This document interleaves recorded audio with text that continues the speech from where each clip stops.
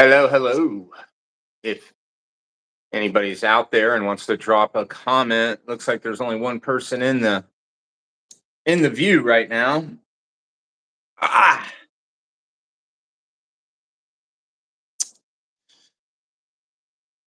all right. We're just waiting on Rich to join in. He should be here any second now.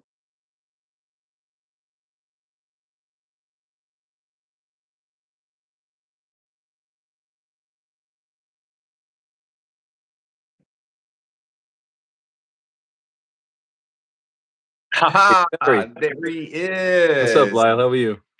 What's up, Rich? How's it going, brother? Very good, very good. Good to be here. Good. Thank you for joining the channel, bro. My Appreciate that. pleasure, man. Thanks for setting it up. It's great. Oh, absolutely, man. Yeah. Okay. So first off, obviously we've known each other, sort of, for goodness. I mean, I think when I think of as long as I've been in the hobby, and I just went on 20 years of keeping acros. Do you hear the feedback? I don't have feedback, but trying to think what might be causing. Are you getting like a delay or something? Oh, you know what? Let me try this. Let me put Yeah. a headphone on. Let me see if that helps out. Uh, I'm getting like a two time, like a double speak. yeah, that happened to Alan the other I, day I too. saw that, yeah, at the end of the video, yeah. Okay, you there? Yeah. Still delay or still interruption as far as echo and stuff? Now okay, wait. Now I hear myself. Wait. Okay, I think we're good. Okay, you sure?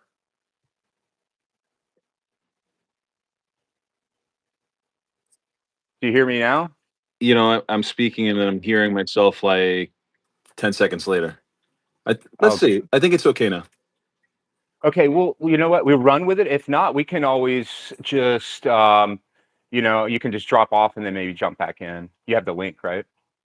Yeah, yeah. All right, so I'll do that. Let me drop off and come back in.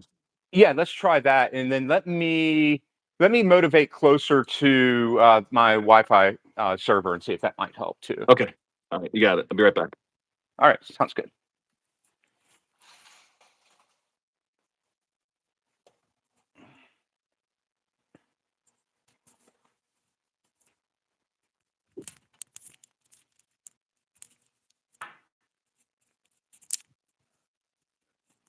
All right, let's see. Okay, you here? Let's see. All right, how's that now? Sounds good. Does it sound all right for you, bro? Yeah, sounds normal now. Okay, good. Okay, awesome. If anything happens too, if anything's going on, I see Matt from NSB Reefs out there. What's up, brother?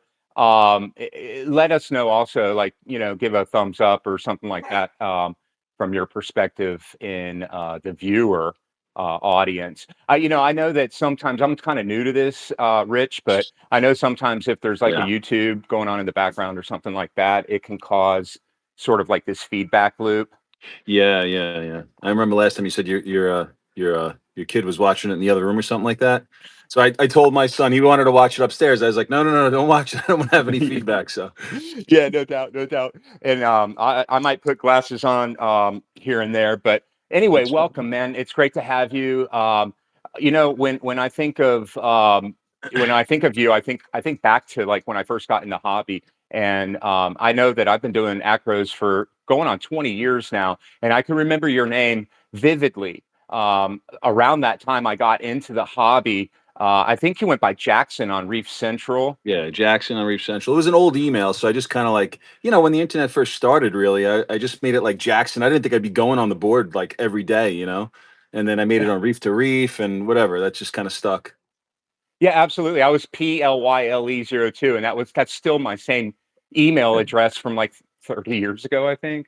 That's my AOL email address, which I can't get into anymore. So I have I have Gmail now, which is actually my name at Gmail. But you know, yeah, No doubt. funny. So I was trying to figure out like, okay, so I know we got Rich, we got Richard, we've got Jackson, and then I know that you have your last name, but it's on your Instagram page. Yeah. But I'll kind of omit that unless you want to mention. But Yeah. anyway, I was just like, oh gosh, I want to make sure even though I've remember him as Jackson, and for the audience that we're talking about Jackson's Rainbow Tenuis Jackson, and Yeah. I think it's important that we talk about that at some point. Sure. Yeah. But the first thing I want to do is just sort of give me a like a walkthrough of kind of like when you got in the hobby, like when did you know like I had to have this little ecosystem, in my care?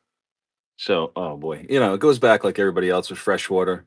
So I was a kid. My uncle gave me a 10-gallon community tank when I was 7 years old, and I killed everything.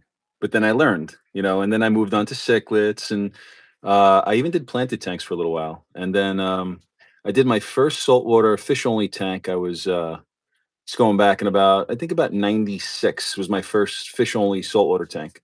I was well, aging myself here, I was like 17 or 18 back then. So, and then a year later, after reading Marine Fish Monthly magazine and whatever publications we had, because this was like pre-internet, I would also go to like monthly aquarium meetings. And then I got the courage to set up my first reef. And back then, I remember doing a plenum. I did a plenum with a deep Okay, sand bed, and oh man, what was the lighting? I think I had normal fluorescent tubes. I had four of them, and then I upgraded to PCs, and then I upgraded to 175-watt bell pendants, which was like the brightest thing in the world to me back for then. sure. And then when Reef Central came out, and I guess when I not when it came out, when I started, probably in thinking about '02, I joined Reef Central, and that's just opened up a whole new world.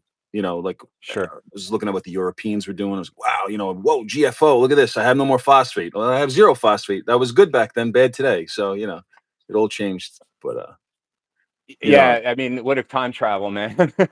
dude, I look at the hobby today. Actually, you know what, Lyle, I came back off a 4-year break, like 2 years ago, and dude, like my mind was blown. I was like, I'm totally lost in the hobby. I was like, what is? I didn't even. I saw the reflection of a Radeon G6. I'm like, what the hell light is that? The controllers. I was like, it's just overwhelming, Hmm. the stuff today, and I'm grateful for the perspective that I have, from the history that we have in the hobby. It's almost like we could filter out what's bullshit and what's not.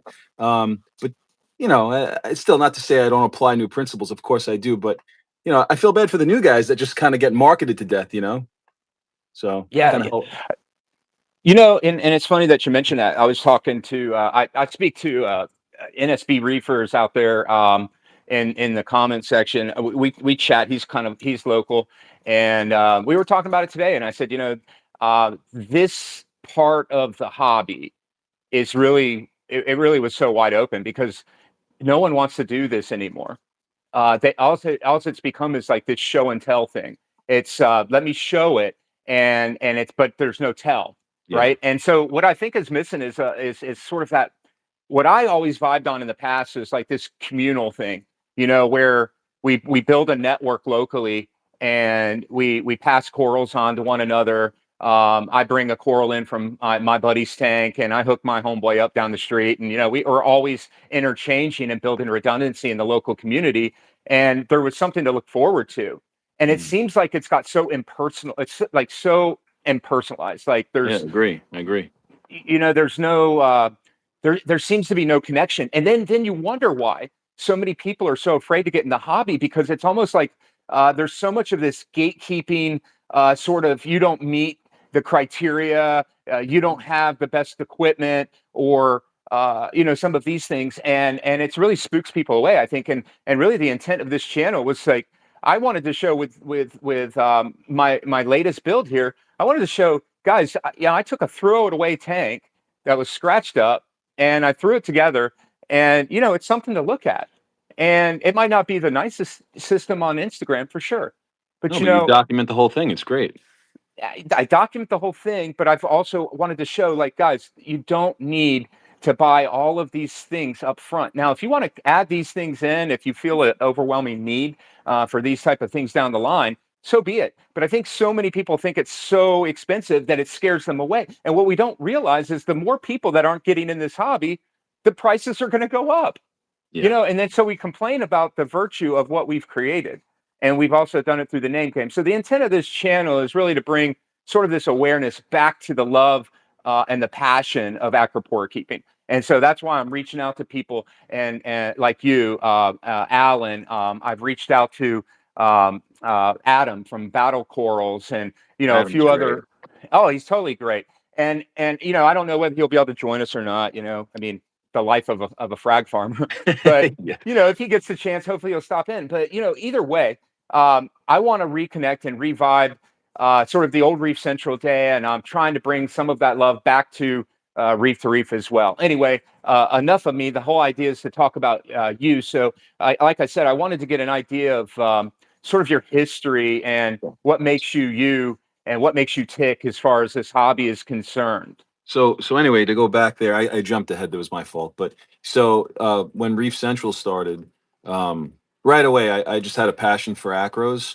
Mhm. I don't know. I really don't know why. I mean, I think because it was a challenge. Everybody said they were hard to keep, and there were a couple guys local to me. I mean, I live in a pretty good area as far as like talented reef keepers. I had Reef Bum, I had Joe Berger, I had Joe Peck, I had 2C. I have a lot of good reef keepers around me. So, I'm looking at all these guys' tanks back then, and I'm like, oh, it was kind of like we didn't really have the information available online, but I could drive to their house and see what they did.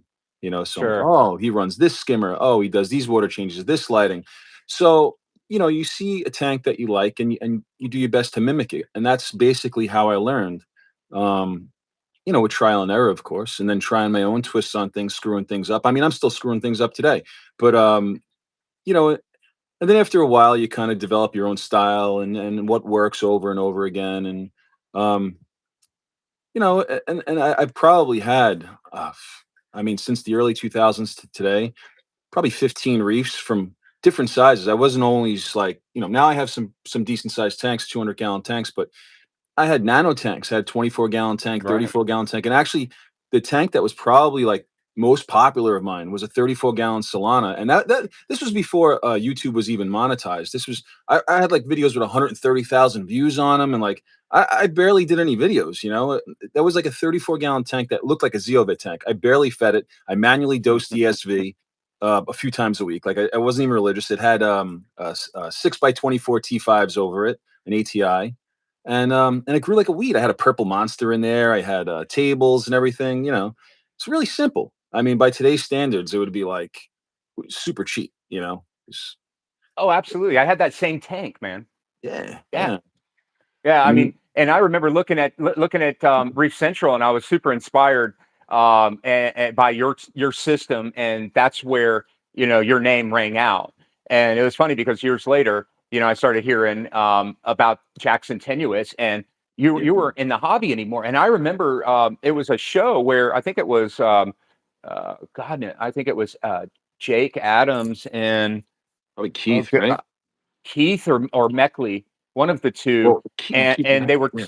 they were talking about the Jackson. Yeah, it was Reef Bum. It I was was, I Reef think I Bum. was out of the hobby, and somebody sent me a link. What happened was, so that coral was like, that was like a $20 blue tenuous frag I got from some local hobbyist. It wasn't anything special. And that cube system, that last system that I did, it was a 115-gallon cube. I don't know, that system was so balanced. I mean, I would pull crazy colors. It wasn't any like LED show. It had halide lighting. It was white lighting by today's standards, and everything would get those accent colors in there. I didn't dose trace. I carbon dosed, and I fed a lot, and I skimmed a lot, and did my water changes. Nothing crazy, but I don't know. It was balanced, and so I put that tenuous in that tank, and in 6 months, it got all those layers of colors. It had the green, the red, the blue, and I'm like, now at this time, this was like before the Walt Disney was even out. So I remember putting a video on YouTube going, oh, special acro. I didn't even know what to call it. I never named it. That's how it ended up being Jackson's tenuous, because when I didn't have it anymore, I was out of the hobby. Everybody's like, oh, that's Jackson's tenuous, and it kind of stuck. But anyway, That's Keith awesome. Keith wanted a frag, so um, I shipped him a frag, and I think I killed it. And I think I killed the second one. I was like, it's it. Then packed it a different way, and I sent him two, and he got both. And then I got out of the hobby. So Keith, he grows everything, so he got it all over Yeah. the place after that. So I mean, I did get a few out to like I got one to California, I got one in Florida, a couple other states too that I wasn't very good at shipping back then. So you know, but Keith Yeah, really it's crazy, man. I just remember, like ORA Roscoe's Blue, for example, Oh yeah, and that thing, like I would kill to have that coral today. And it's funny because you see all these names and I think it's like a recycling bin really of names if you truly look at it. And that's where I've gotten with it, but it's okay. I mean, I think it's an important part of the hobby. I just think that, a name should probably carry a respected lineage. Let me give you an example. Jackson's Tenuis. I mean, uh, the fact that it was or originated from your tank and Keith continued to call it Jack. He could have called it anything. He yeah, could have he could have renamed it and known that he had a special piece and renamed it. And I think that's the super awesome thing is when you pay that homage and that respect to the reefer and you keep that going. And that's the part that again that kind of redirects back to the whole premise of what this idea that I had was to sort of kick these lives off and to start inviting guests like real OGs, guys who have really been out there for a really long time. And not to mention that, there are others that have been doing it on the popular channels and stuff. yeah, But yeah. I, I I watch thought them that all. I thought it was a niche, man. It's like, I want to hear from, Jackson. I want to hear from like Troy Lee and I want to hear from these guys that are out there that are really making it happen. And nobody really knows who they are unless they've happened to visit them on Instagram. And Yeah, so that was a part of it. And then to bring nostalgia back in. But as it relates to names, mad respect for Reef Bum, Keith, for continuing the name and the honor of that beautiful coral, that rainbow tenuis, and for it to still be a staple tenuis through that craze, that sort of that horrible thing that happened with tenuis in the hobby. I'm just stoked that yours still outshines, all of the big yeah. ones out there. So So that's stoked for you. I actually have a little frag of it, and unfortunately, it's stunted. It's been 18 months. The thing doesn't grow. It went from like Mhm. a sickly looking stick to like a fatter sickly looking stick. But this guy from Reef Moonshine, this guy Danny McElroy, he reaches out to me. And I never met him before. We chat online once in a while. He reaches out to me out of the blue on Facebook. He goes, "Hey, do you still have your tenuous?" I go, "No, not really." I sent him a picture. He goes, "Ah," he's like, "I got you covered." He cut me a chunk and he's healing it and he's shipping me a chunk soon so I could grow that coral again. And See, he's not even taking any money. He's not free of yeah, charge. that's awesome, dude, and that's That's that's all. Yeah, yeah, exactly. blown away. Phenomenal. Yeah, that happened to me this week. My Ari's okay. So Tim Herman had probably the best smooth collection Oh, it's of awesome. anyone known to the planet, Yeah. and I built a pretty big smooth collection a few years back, and Yeah, I was sadly, watching the videos. That was great. yeah, and a lot of that was coming through him. I got some stuff from CRT and AV Tim, and Yeah. some of them Ohio guys, Jesse, and um, yeah, man. I mean, I had such a killer collection, but how it works, man. Things get lost. The smoother they are, the harder they are to keep and frag and everything else. But I got a message that the Reef Gen Blueberry Fantasy and Ari's is cut and healing in a tank, and they're gonna the same thing. Ari's Avalanche, that one? Yeah, yeah. So Oh, Ari's I have that one Avalanche. growing. I have that one growing. Yeah. Yeah, it's a killer piece, Yeah. man. Yeah. So yeah, again, it's like my buddy Matt brought over corals the other day. That's the vibe that Yeah. I love to hear about in this hobby. So I'm stoked for you. I look forward to seeing that piece. Make sure you share some pictures Yeah, I when you will. I get it will. I in. will. Hopefully I keep it. I had a little mishap recently with all of my tenuous. Unfortunately, oh, I don't know if we're gonna get to that. I had a copper spike. So Huh. yeah, what happened was I was dosing KZ flatworm stop. Hmm. Now I didn't think anything of it. I always dosed it, and so most recently I do like these ICP tests. I kind of like do moonshine on one of the systems, and I always did the OES tests. So copper would always come up NA. So I started doing MS tests several months back, and then I noticed that the copper was elevated. It wasn't like sky high, but it was like the beginning of being elevated. And at the same time, that's kind of when I know I had like a 5-inch Disney colony. I had a 3.5 inch homewrecker colony. I had a 5 inch goofy homewrecker colony, a couple of random tenuis and some other or a Bellina colony. And they inexplicably paled out on me. Like I'm like, what the hell's going on? Like almost like a no nutrient, high par type thing, but there was plenty of nutrient. They were getting the same light they grew in always. And I didn't realize, I didn't understand that the copper was what was the level? It was 2.01 UGL. What does that stand for? UGL? I forget what the abbreviation. It's like nano whatever it You, is. oh, Yeah. you got me. Yeah. We need Alan for that. But Yeah, exactly. so it's the beginning of being high, but for Tenuis, that was high enough to smoke them. I mean, like it paled them out. I mean, like you look the rest of my tank, you wouldn't know anything's wrong. Hyacinthus, stags, everything else looked beautiful. It actually increased the color on a bunch of corals because it lowered the zooxanthellae slightly and made the colors pop, which is probably why I was dosing KZ flatworm stop in the first place. We always dosed it because listen, it's supposed to, we all dosed it, I think, because it gave a little color pop. I think the real color pop is that it has copper in it, and it doesn't tell you that because it lowers the zooxanthellae, makes things kind of, you know. But anyway, I'm kind of recovering my tenuous collection. I got the copper back down. Things are okay. So, you know, Wow, that's crazy. Okay, so I would have never. I heard. Gosh, what did I hear was in the flatworm? I heard there was a lot iodine. of. Yeah, Iodine. yeah, iodine. Yeah, and that's why I was Um. dosing it for an iodine supplement, not knowing there was copper in there. But the Uh, guy from Moonshine, the guy Andre, who owns that, he actually he actually had this happen, and he confirmed he tested batches. He says not only is there copper in there, but there's different concentrations in each bottle, so you don't know how much copper you're getting. And then I spoke to this guy Putang Reef in Florida. Maybe you know him, Terrell. He told me he did the same thing last year. He says his copper was through the roof, and it was from KZ flatworm stop. So you know, it's a live and learn kind of thing. I mean, we used that stuff for years, but I never had the ability to register low level copper. So something new. Man, I used to use Zeospur, and I would do it like 2 or 3 days before photos. Yeah, And yeah, yeah, yeah. man, I tell you what, you want to talk about like, man, you would get some insane hues, these like electric like type colors in Oh your yeah, yeah. corals, I remember that stuff. because it would suck that zooxanthellae, right out of the corals, Hmm. and you would of course see that glow, but you're running that edge, Hmm. and so it sounds sort of like what basically happened, with the copper sulfate. So what was it, co-factoring, or is it co-binding with iodine? Is that what's I, going I on with it? I have no idea. All I know is it accumulated in the water, and the MS test showed it. So I do a Oceamo ICP test, the MS one, and that Hmm. picked up the level of copper that I probably had for a long time. And but uh, you know, I didn't dose KZ flatworm stop the whole time I've been running the system. I dosed it in the beginning, and Hmm. then I didn't dose it for a year, and then I had the bright idea to dose it as an iodine supplement, and that's when I have all Uh, these colonies that were big and grown. I kind of, Shocked whatever. them a little bit. Yeah. Did you Yeah, did you listen. do the recommendation dose?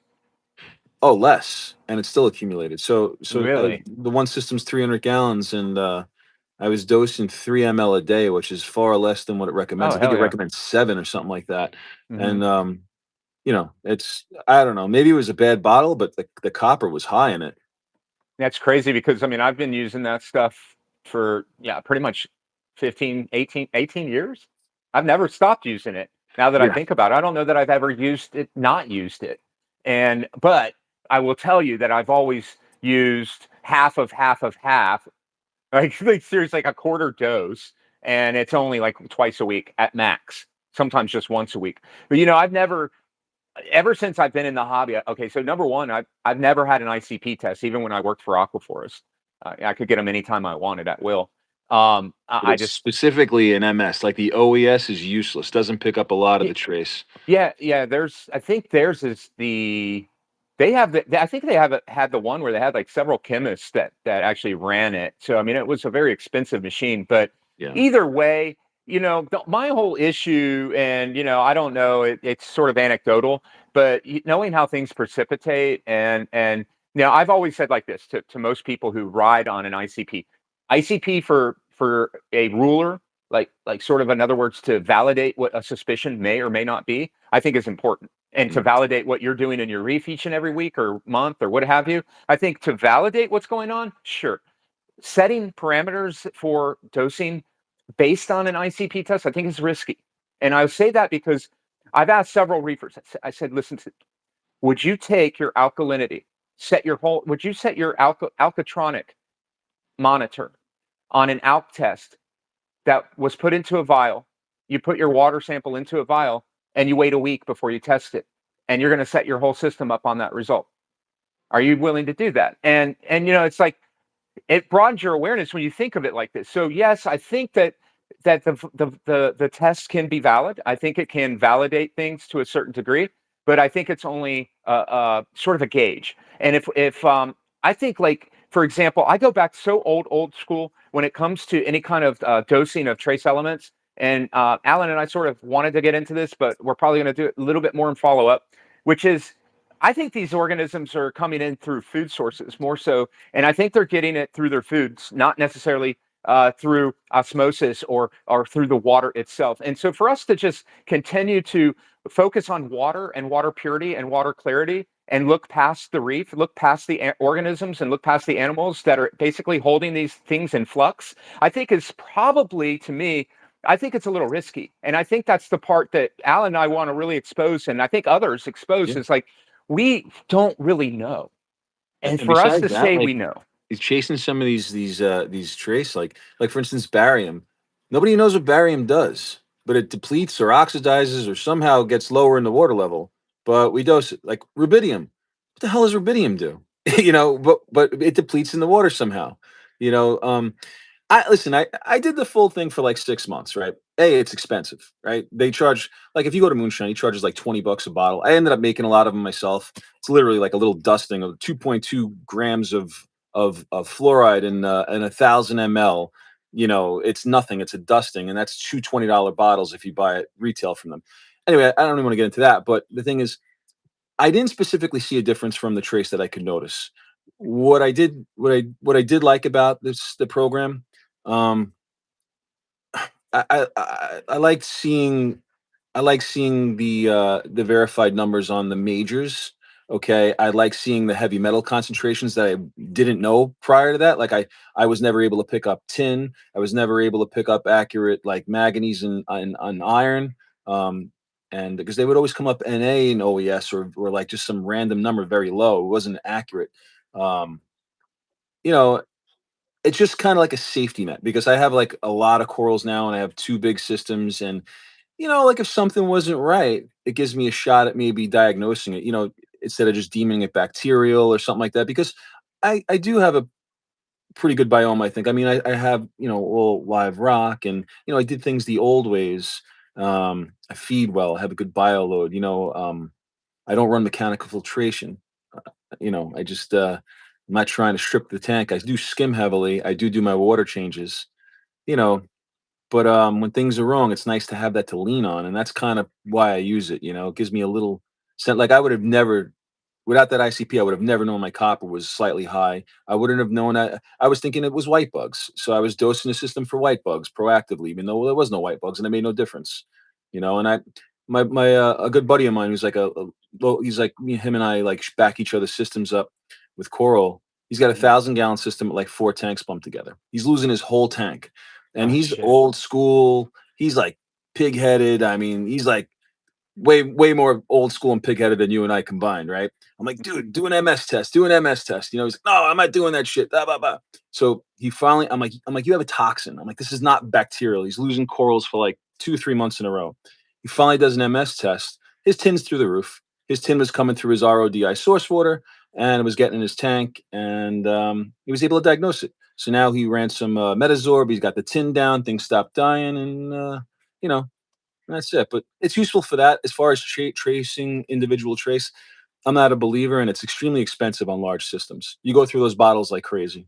You know, but I just, like I said, I've just never really had an overwhelming desire. I've lost more corals um, due to um, those certain metals those heavy metals, Yeah. then I've seen positive.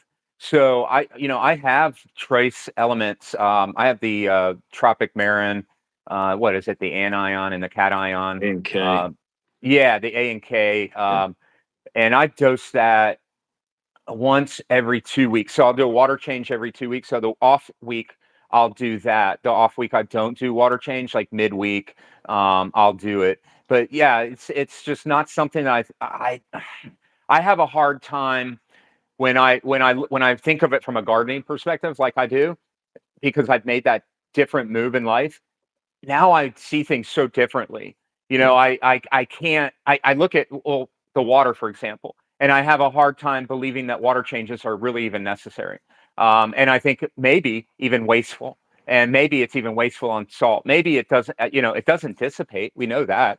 The only variables that truly change, I think we should be advanced enough at this point to render without a need for an offset of a water change. So I kind of question the whole theory of water change. Now, granted, every time I do one, I'm surprised and amazed at the Yeah. response. So there is something in it. So it's like I battle with that side, because I'm trying to look at this too from a gardening perspective, and looking at it like from the biome standpoint. When I look into the reef, I'm trying to look into this as more than just these corals. And if I pay too much attention, me personally, if I pay too much attention to the corals, and I'm just overly focused on corals and looking past the other demands in the reef, then typically I think that's when, for me, things go offline. And so I'm trying to always look at this as this sum of all parts. You know what I Gotcha. mean? But anyway, enough of that. Of my microbiome and gardening experience. Tell me about your current systems, man. Like, All so right. you Well, started with. Let me just make sure my mind's got this right. yeah, yeah. We when I knew of you being like just killing it with that Solana, and then I remember that cube. And that cube was just insane too. It So it did was like, well I for a remember while. those two, that 115. I remember that, and you said that was lit with T5s, right? The Solana was T5s. Okay, The key, the what did you light the 115 with? That was a 400-watt radium halide Oh, with T5 and Reef Bright. So I think I had a Giesman or Geisman, however you say it, a Spectra, uh-huh. and I added Reef Brights to it. And I have the Oh my same lighting God. now, except I have a little twist on it. I discovered something interesting with the Spectra, that the inside where the T5s are, if you remove the T5 bulbs, you could slide in AI blades like it's actually made for the fixture. It fits in there like Holy perfect. Like, shit. yeah, so my lighting on my main display right now is it's 250-watt radiums. The 400 was a bit much. 250-watt radiums with two AI blades. I have one grow and one glow, and then two reef brights because they were already there. So it's a pretty interesting lighting. And the halides shut off at 6 o'clock Eastern time here. So before the halides shut off, I want to show you what the spectrum looks like.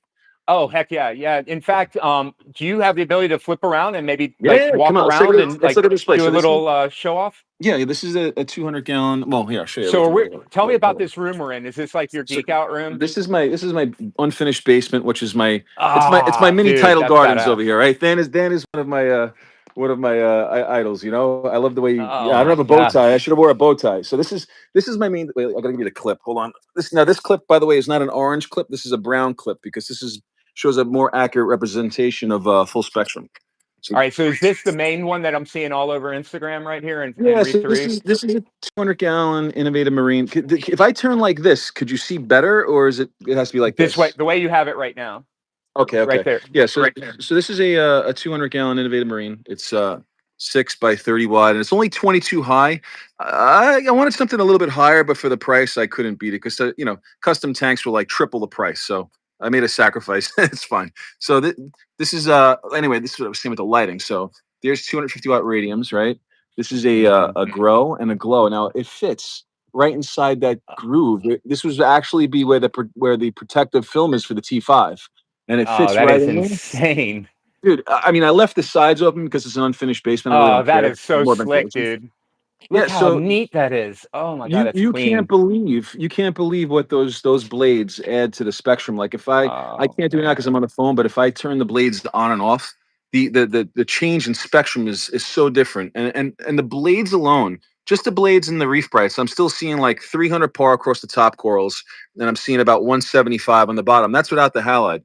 Now with the 250s on, I'll see about 700 par across the top, and about I think it's about 300-ish on the bottom.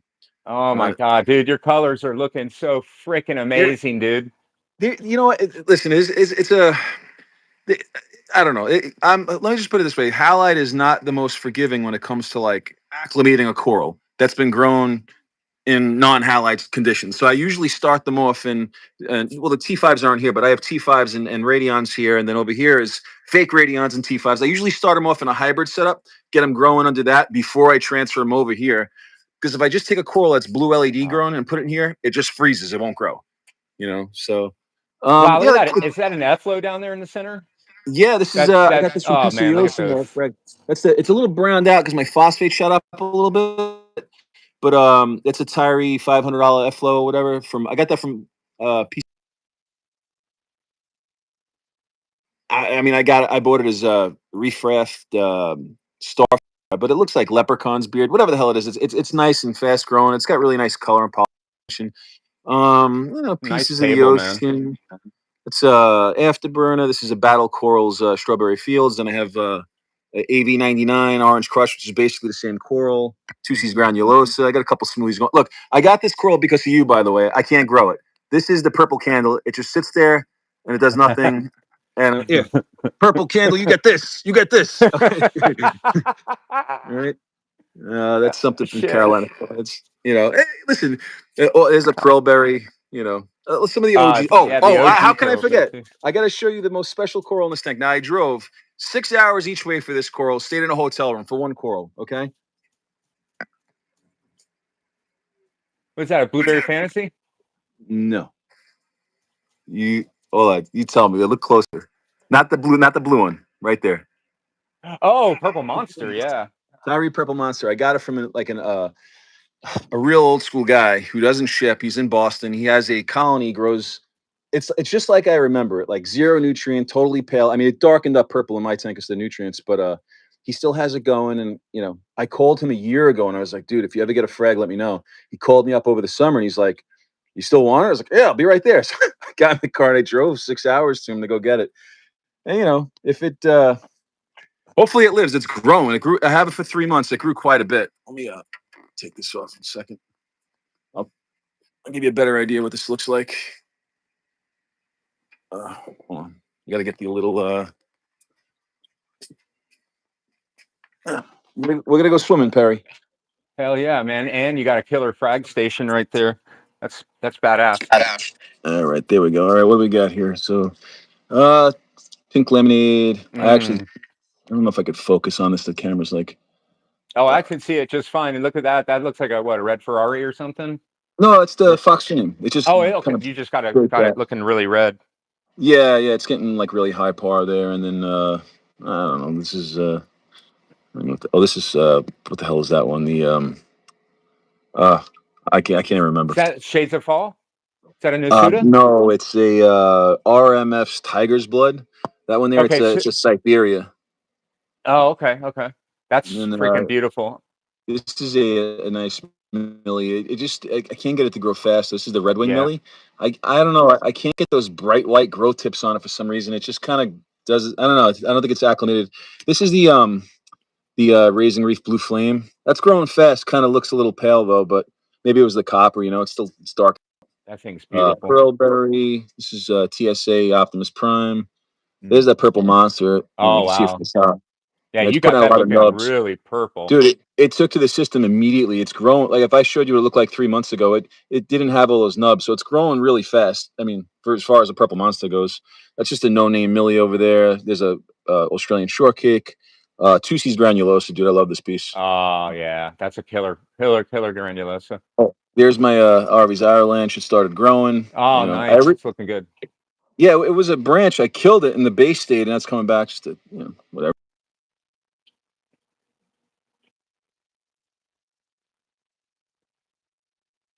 Wow, that's beautiful, man. Got a while to grow. This tank, I started it. Well, it's been a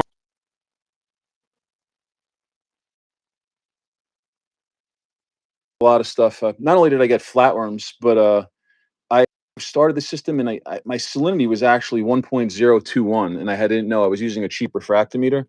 Oh, And okay.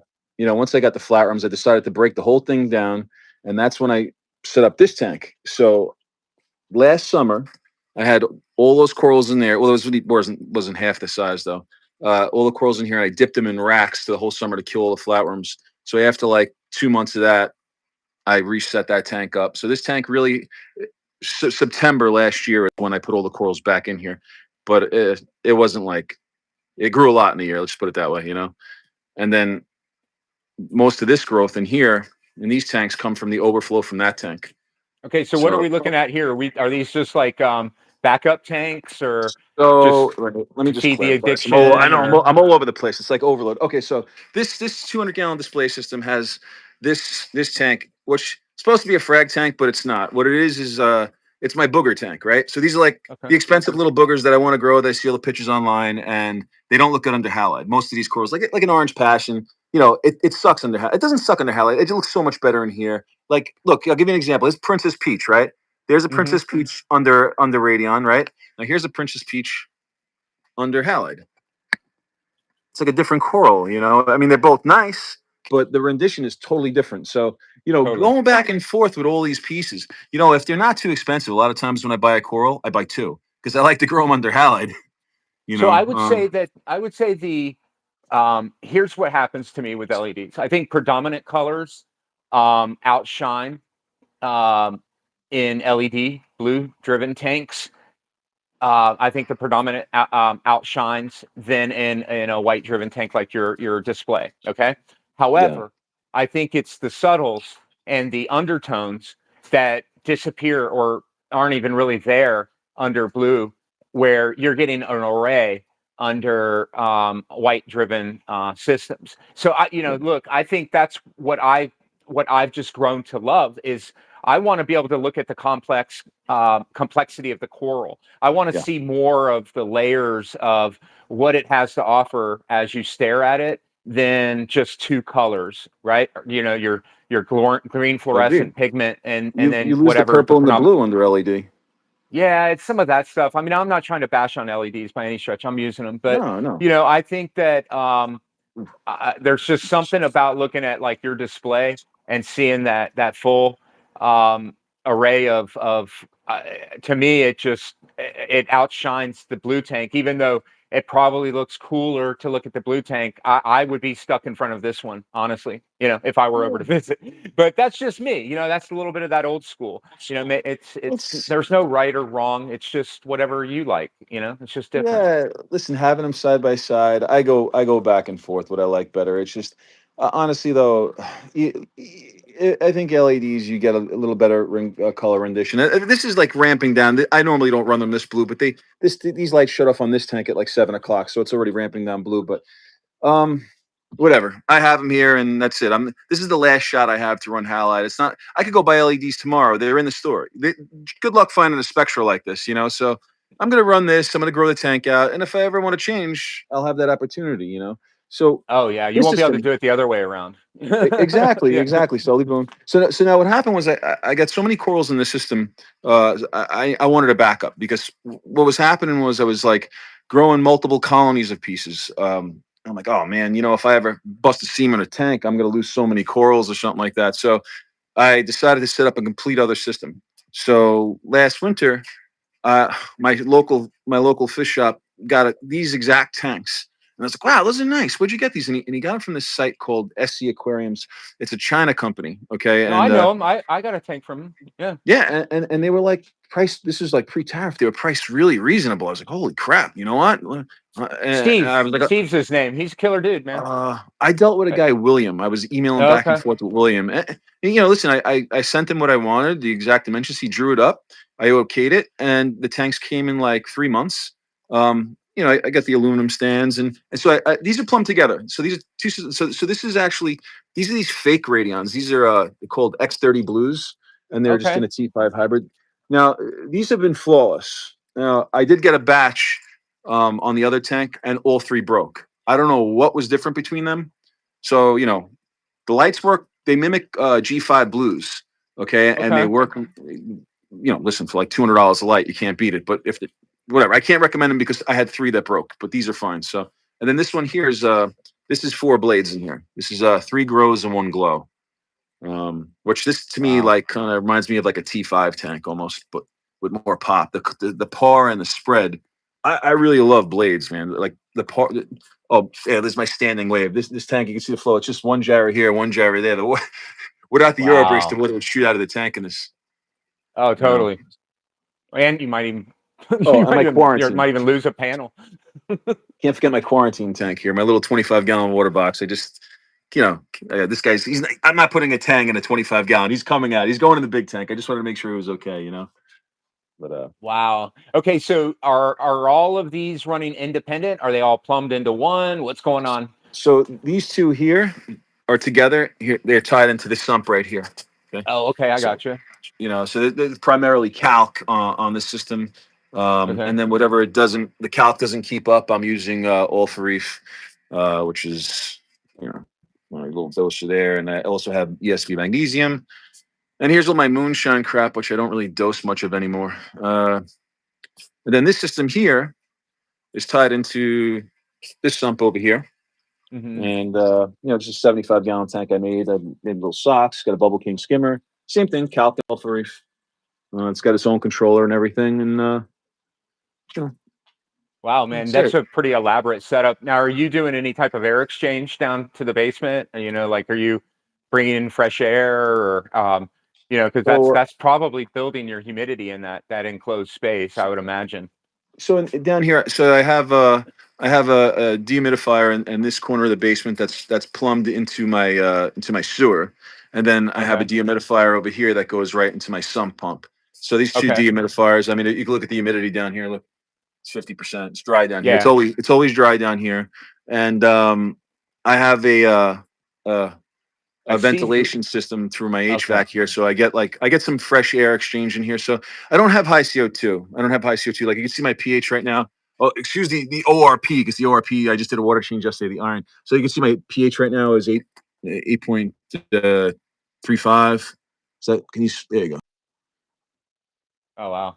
Right, 8.35. So my pH usually hits like 8.4 every day, and then the lower pH would be like 8.05, 8.1. So it's pretty good numbers. Wow. You know. But it's not. You gotta understand, this is not that old, right? So like, some like Alan's corals look amazing. Like I kind of like hope to achieve something close to what he has, but this system is just turned 8 months. This is 8 months. So in reality, I am maturing the system. It's very young. It still has some uglies. I have some cyano in here still. This is all dry rock in here. This gravel, however, was in my other system for like 9 months. It was in a tub, in a basket, in the sump in the other system to seed it. So this is essentially was my live rock. This two little fishes reborn media.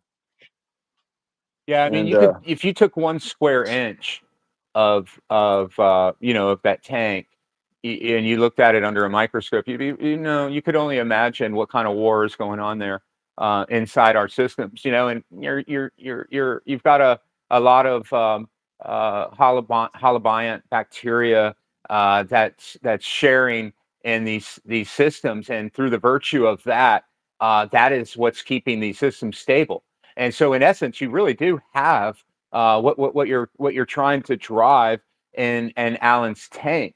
You already have it because it's in that coral holobiont. And so, yeah, I mean, through age, where he's got the biome probably more intact is just, when you start looking inside the glass, the pipes, the sump, and you start getting into the parts where you obviously can't see. That's where I think the real life begins to take place. And I think that's probably the mystery of why it takes a year at least in yeah, order to get your tank to where it's going to be established, before these things begin to disappear. yep. All right. Well, that's it. Wow, man. Thank you for the journey. I can't thank you enough for showing me what's going on Yeah. in there. Like, okay, It's a little so more I than hope than I than hope I don't what. offend you when I get off on the topics of all of this equipment, because I mean you do have quite a bit going on in there. But like look, it's whatever works, and I will always say this: it's whatever works for everyone's lifestyle, right? So for me, example, I'm sort of partially retired. And so for me, I can't ever imagine having a monitor on the monitor. And because I'm a gardener, I'm home. And like, so I spend the vast majority of my time here in my oasis, because my whole idea is I'm trying to create paradise right here at my house. So I have no real desire to go chase paradise somewhere else. I'm trying to create it here.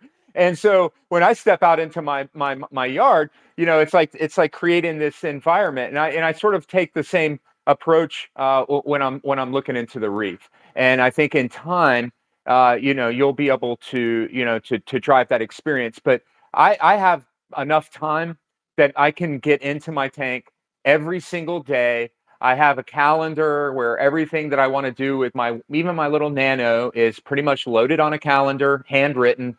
And I'm old school, and I use a lot of thought. I sit back and I'll just drink a cup of coffee, and I'll just think, okay, what day would be the most ideal for doing this, or what day would be most ideal for doing that? Where would I benefit most for a water change? Where would I benefit most for adding, this?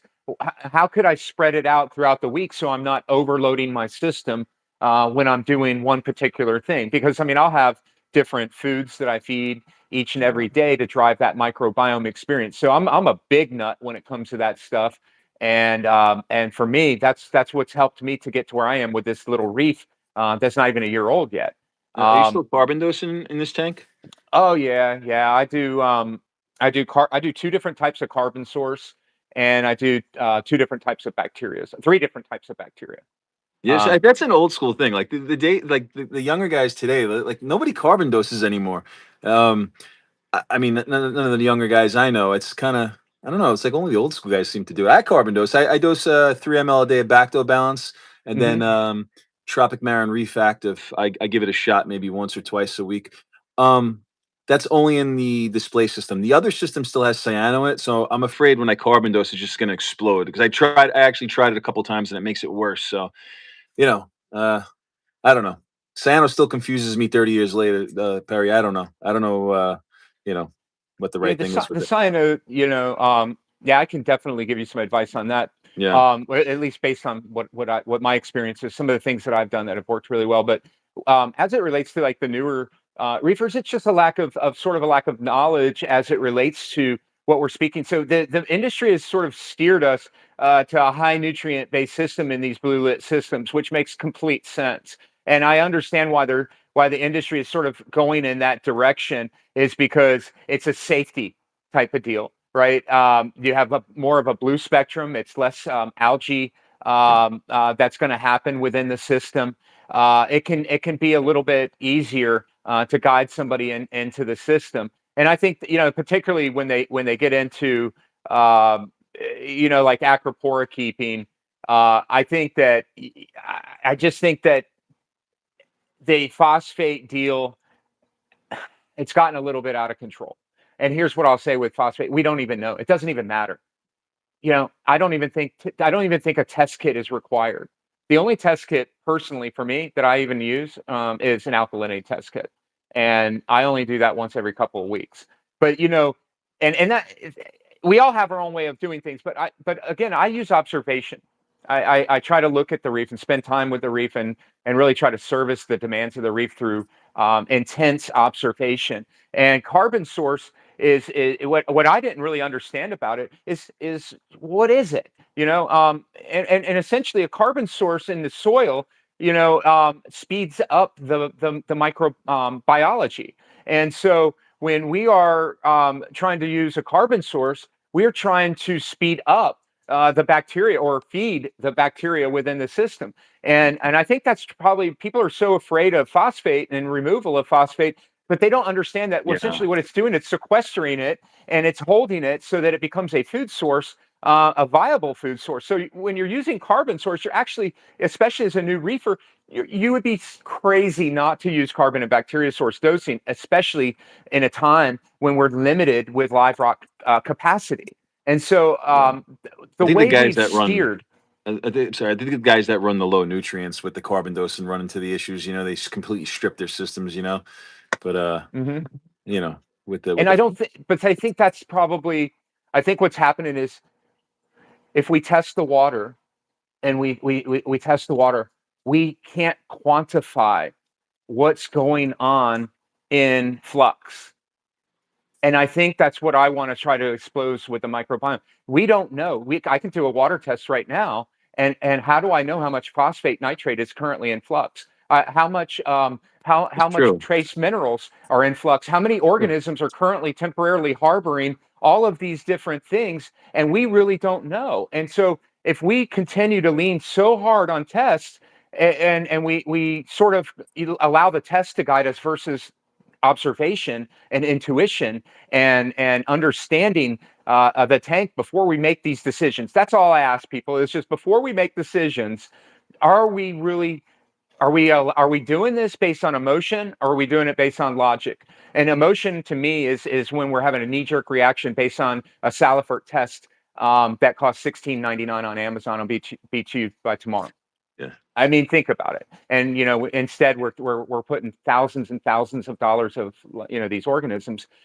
So again, I think they're good, but if we lean too heavily on them and we don't look at the other parts, that's the piece that I think leads people down the wrong path. And I think as it relates to carbon and bacteria dose, and I think we've gone to this place where we say that it's stripping. It's not stripping at all. It's consuming. It's speeding up the metabolic process of the tank. Are you prepared for the changes? Are you prepared to adapt your lighting to that change? Are you prepared to adapt your flow to that change? Are you prepared for your temperature to be adjusted for that change? Because if all of those things aren't happening, for example, if you're running your reef right now in the wintertime and you're leaning heavily on carbon and bacteria source and you're running 76 or 75-degree temperature, your water is relatively cool. But if you raise it to 80 degrees and you bump up, now you're bumping up the microbiology and the metabolic rate of the microbiology in the system, and therefore you might be able to match the demands of the coral. But if we aren't ready for that, and I think Alan was sort of leaning in on that a little bit based on his observations that he was talking about of like nutrients sort of being in flux and what the carbon and bacteria source are truly doing. Are they stripping or are they so effective at their consumption of phosphate that it appears to be stripping? However, if you're constantly adding bacteria and constantly feeding the bacteria via carbon source, then what you're doing is you're outcompeting the algae's chance at getting a foothold on algae. Ultimately, that's how I interpret it. The Hmm. bacteria begins to wage and win the war, and then as it dies off, it becomes the food source for the polyps to consume Yeah. via capture, and that's the mimicry of fauna or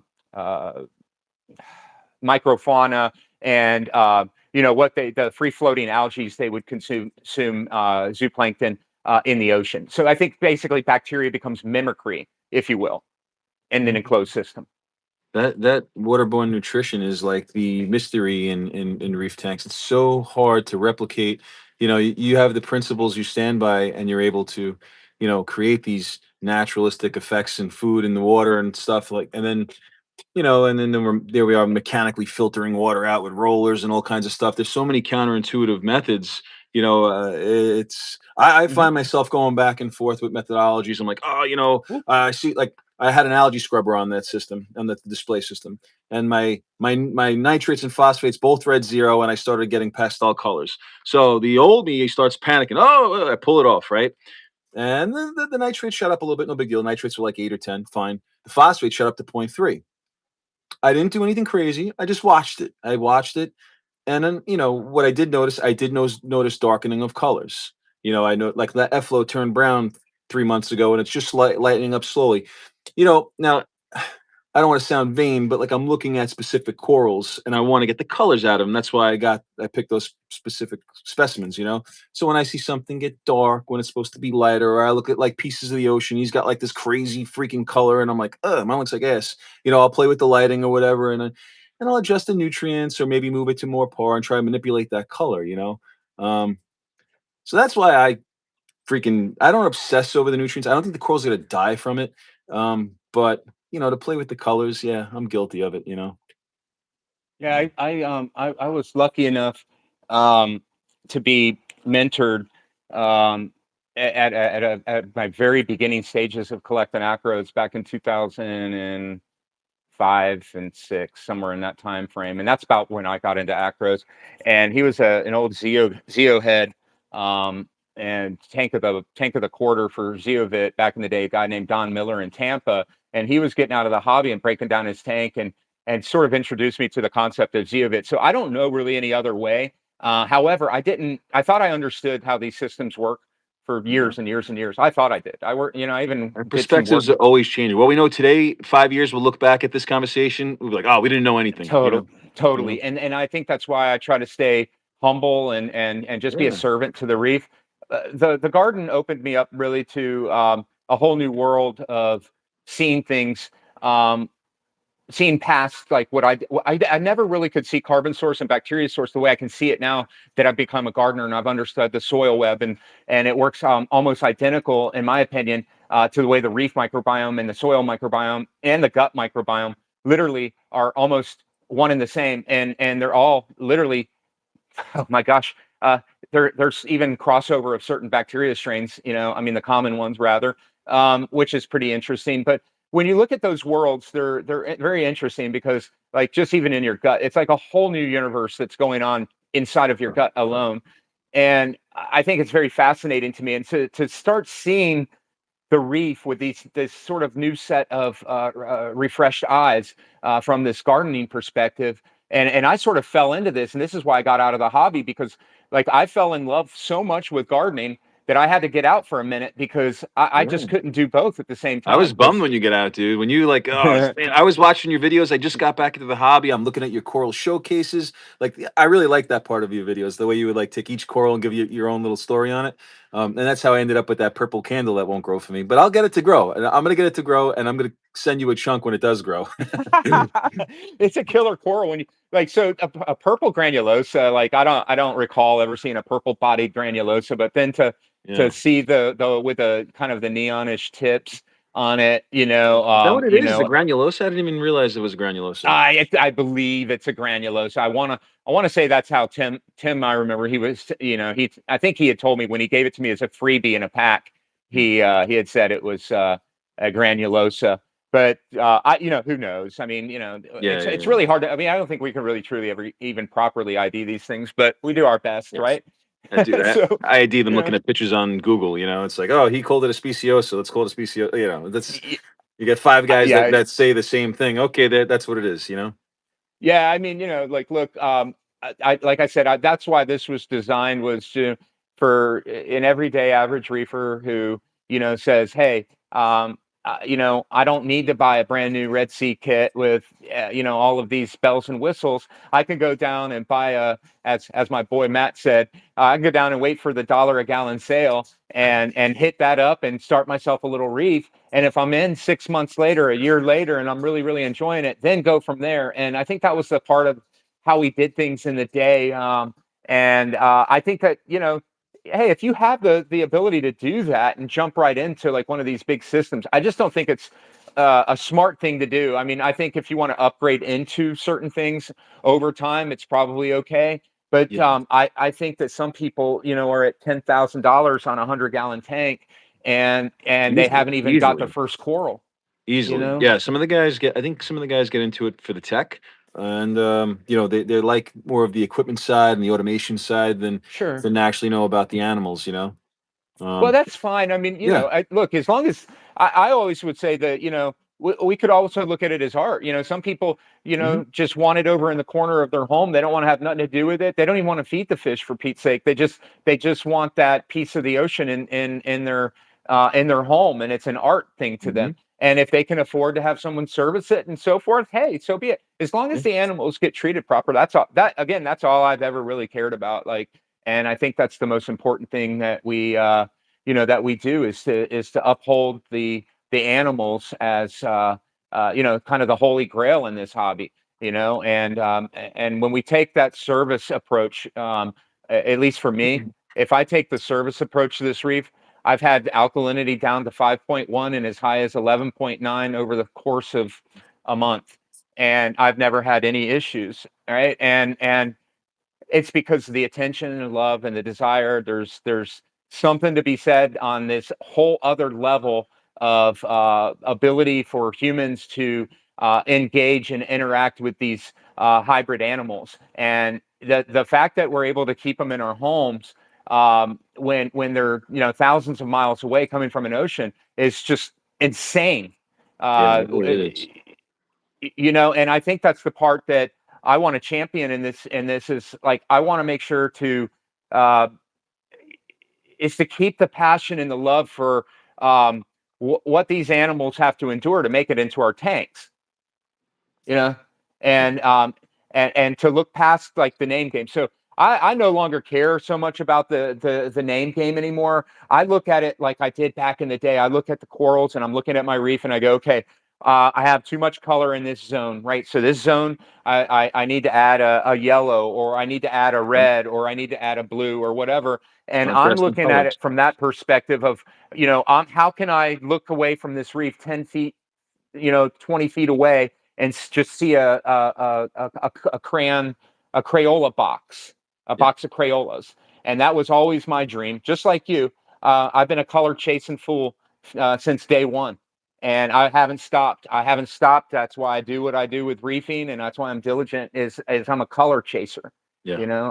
I feel like Well, I want to be able to take a coral that has a intended color scheme, and I want to go beyond. I want to see if I can go beyond what the lineage suggests, and that's what's fascinating to me. So I like taking corals that are just like I'll give you an example. One of my favorite corals that's in my system is an aquamarine jewel by Greg Hiller. It's an I old know that piece. coral. I don't have it. I know that coral. Yeah, so I have that, and I've kept that alive, and it's been with me for 3+ years, as well as my purple snow, another crazy piece that I rarely even talk about. And these pieces are nothing in compared to the market, if you will. No, you could post them online, and people would look Yeah. right past these corals. They don't see that name, and that's okay, because I'm at a stage of the hobby where I'm just like, I want to look in and I want to see the layers of colors. I want to see the beauty of what that coral has to offer. But again, this has been a 20-year thing. Yeah. So this is where I land in the hobby right now. I'm Right. just Even like the newer guys, like like Pieces of the Ocean. They're local to me. That's why I keep mentioning them. I go there all the time. But they're like promoting old corals now because the Tenuis game. Not that it's played out, but there's the same six Tenuis with a slight different color variant that everybody's pushing with a different name.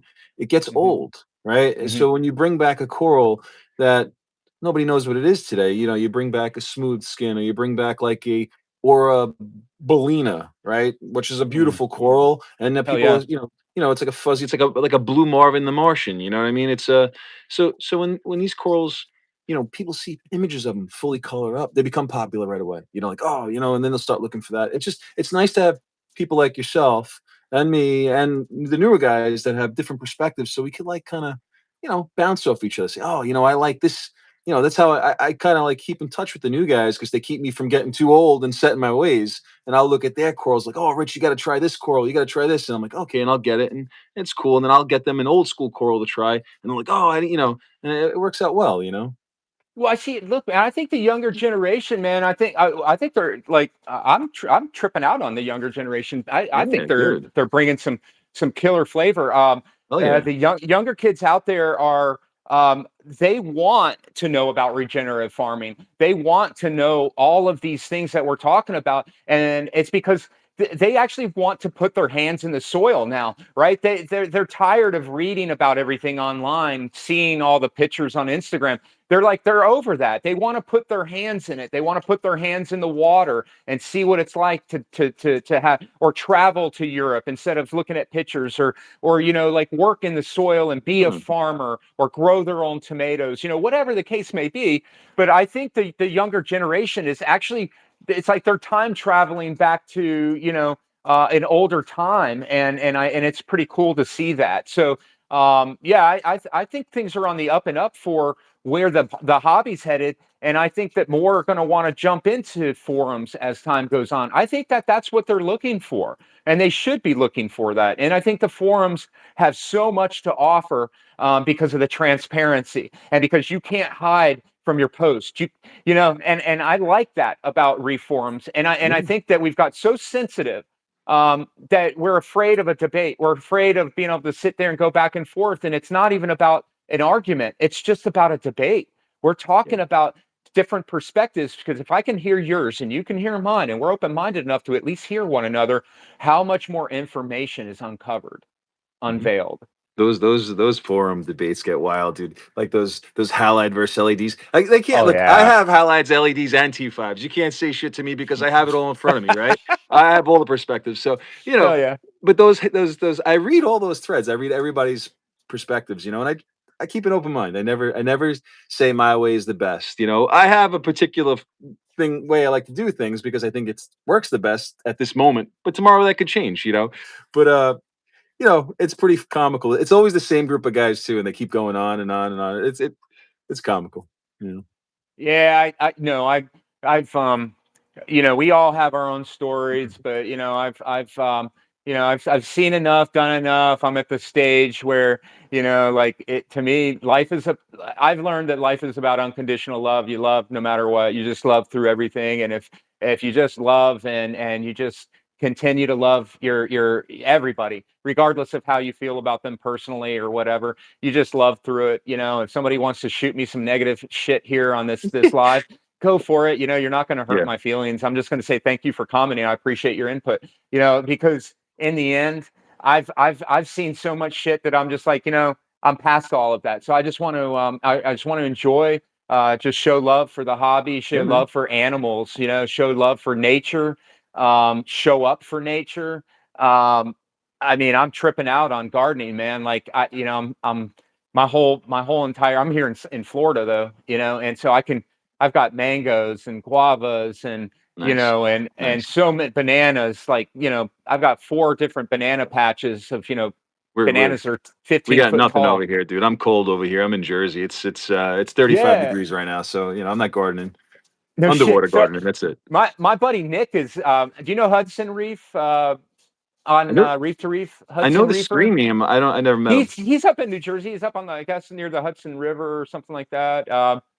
Anyway, he's up in that region too, man. There's so many really good reef keepers. I thought you were in the Northeast, man. I don't know why I thought you were Virginia though, for some reason. Were you ever in Virginia Beach? No, I used to be in New York, and then 3 years ago I moved to Jersey. So Oh, okay. It I've must been over must here since. confuse you with somebody else. But Yeah. no, yeah, he's up there. He's the guy who's got a couple corals that he's cut aside for me. But yeah, down here, we did get cold the other day. We got down to 36, and that's really like, that's like that's right when you want. I have 2 soursop trees. Like soursop's like one of the most anti-cancerous compounds Wow. known. That's been studied. You can like take the leaves, and if you dry them, I mean, shoot, there are people that are getting like $15 for 4 ounces of soursop leaves. And Wow. I've got trees full of these leaves.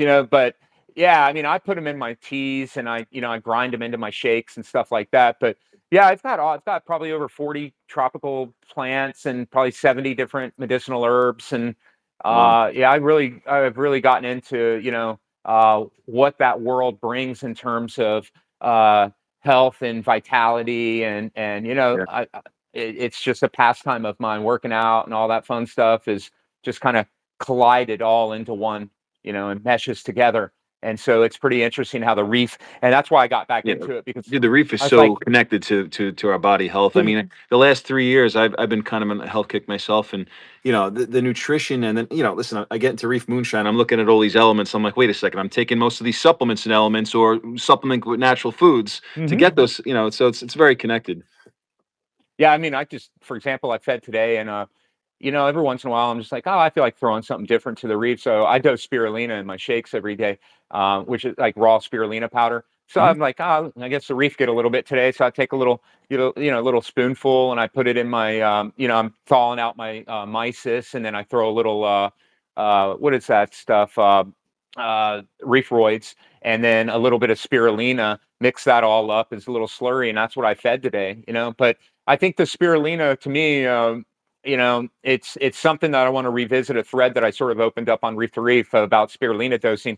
But I think there's something in spirulina, not just in our biome, but in the reef biome as well. So I try to make sure, and I think it's like not as available as it should be in foods these days. And so it's something that I supplement to the You know, reef. you just reminded me something. In that old cube, I used to feed OSI spirulina flakes. Uh-huh. That's one thing I don't do today. That used to turn the water green. Yeah. I can't find those flakes today. I have this crap, Oh, whatever. dude, just get yeah, yeah, just if you go on Amazon, I mean, I suggest you use it in your own body if you make shakes for yourself. But because it's really a thyroid enhancer, because it's so rich in iodine. So it's just a great way to get iodine into your system, but from an organic standpoint, as a food source versus as a chemistry Yeah. lab created source. So these are the things that I'm onto, like from a gardening perspective. I farm worms too, right? And that's really interesting, because when you're making your own worm castings, you can now tailor the worm castings for your plants and what cycle they're in.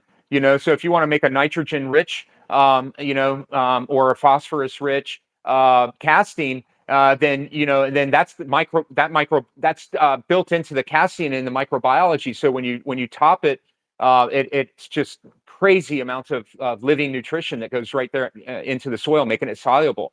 Yeah. So it's sort of the same thing, and so yeah, man, I just think there's something to be said for spirulina as it relates, to the reef.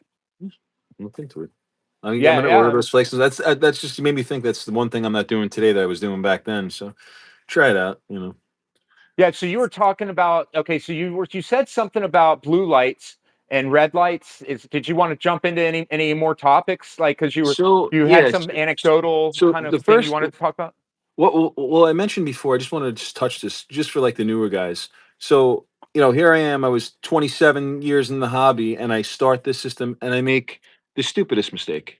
All right. I have a Cybon $30 refractometer, right? And I calibrate it all the time. I have multiple bottles of 35 PPT solution, and I was pretty confident my salinity was right. But when I started this tank, this is how I met Alan, by the way. I'm growing these bubbles all over my acros, like bounce acros. Like, what the hell is this? And so now, back then I sent out my first ICP test. It was a fauna marine, and it came back with my salinity is 1.020. And at the same time, I went to Pieces of the Ocean, and I'm like, do me a favor, test my magnesium. I'm going through tons of magnesium, and I don't know why. My salinity was low. That's why I was going through tons of magnesium. So here I am at 1.020 salinity with Hmm. perfect magnesium because I dosed gallons of it. Okay, so anyway, the point is that refractometer, even though I was calibrating it, all right, what I discovered, even with a fresh calibration, it wasn't reading accurately. Okay, there's something wrong with the slide. But on top of that, all three bottles of calibration fluid that I had read differently. Now, when you take that, you take the information from Fauna that 70% of their US ICP users have whacked out salinity. Okay, what does that tell you? They all in Europe, they all use the Tropic Marin glass hydrometer, right? Which is sealed. As long as there's no air bubbles attached to it, it's tried and true, doesn't need calibration. And then the refractometers we use aren't really even meant for salt water. You need like a VG refractometer, which calibrates with RODI. So anyway, the best piece of advice I just wanted to give the newer guys: you get one of those Tropic Marin glass things, the glass hydrometers. It's 35 bucks. It's delicate. Be careful with it. Trust that thing. Don't trust your refractometer unless it's like a VG that calibrates off RODI, because that cost me quite a bit in the beginning. I ran in full steam stock in the tank with my live rock. Oh, no cycle, old school ways, and here I am with 1.020 salinity and bubbles, sending pictures to Alan. He's like, "What the hell are you doing to these things?" And so that out of the way. I just Well, you wanted to bring take. out bring something up that's really interesting, Yeah. as it relates to, ICP, which is how many samples are going out that are the wrong salinity, and then how many people are getting those results back and not observing and playing into consideration what the salinity was versus what the target of the salinity is, and then you're making your correction based on an improper salinity. So you could be you if you were working with copper, or you're working with manganese, or one of these types, you can do some damage real quick with those. So Yeah. that's a word of caution as well.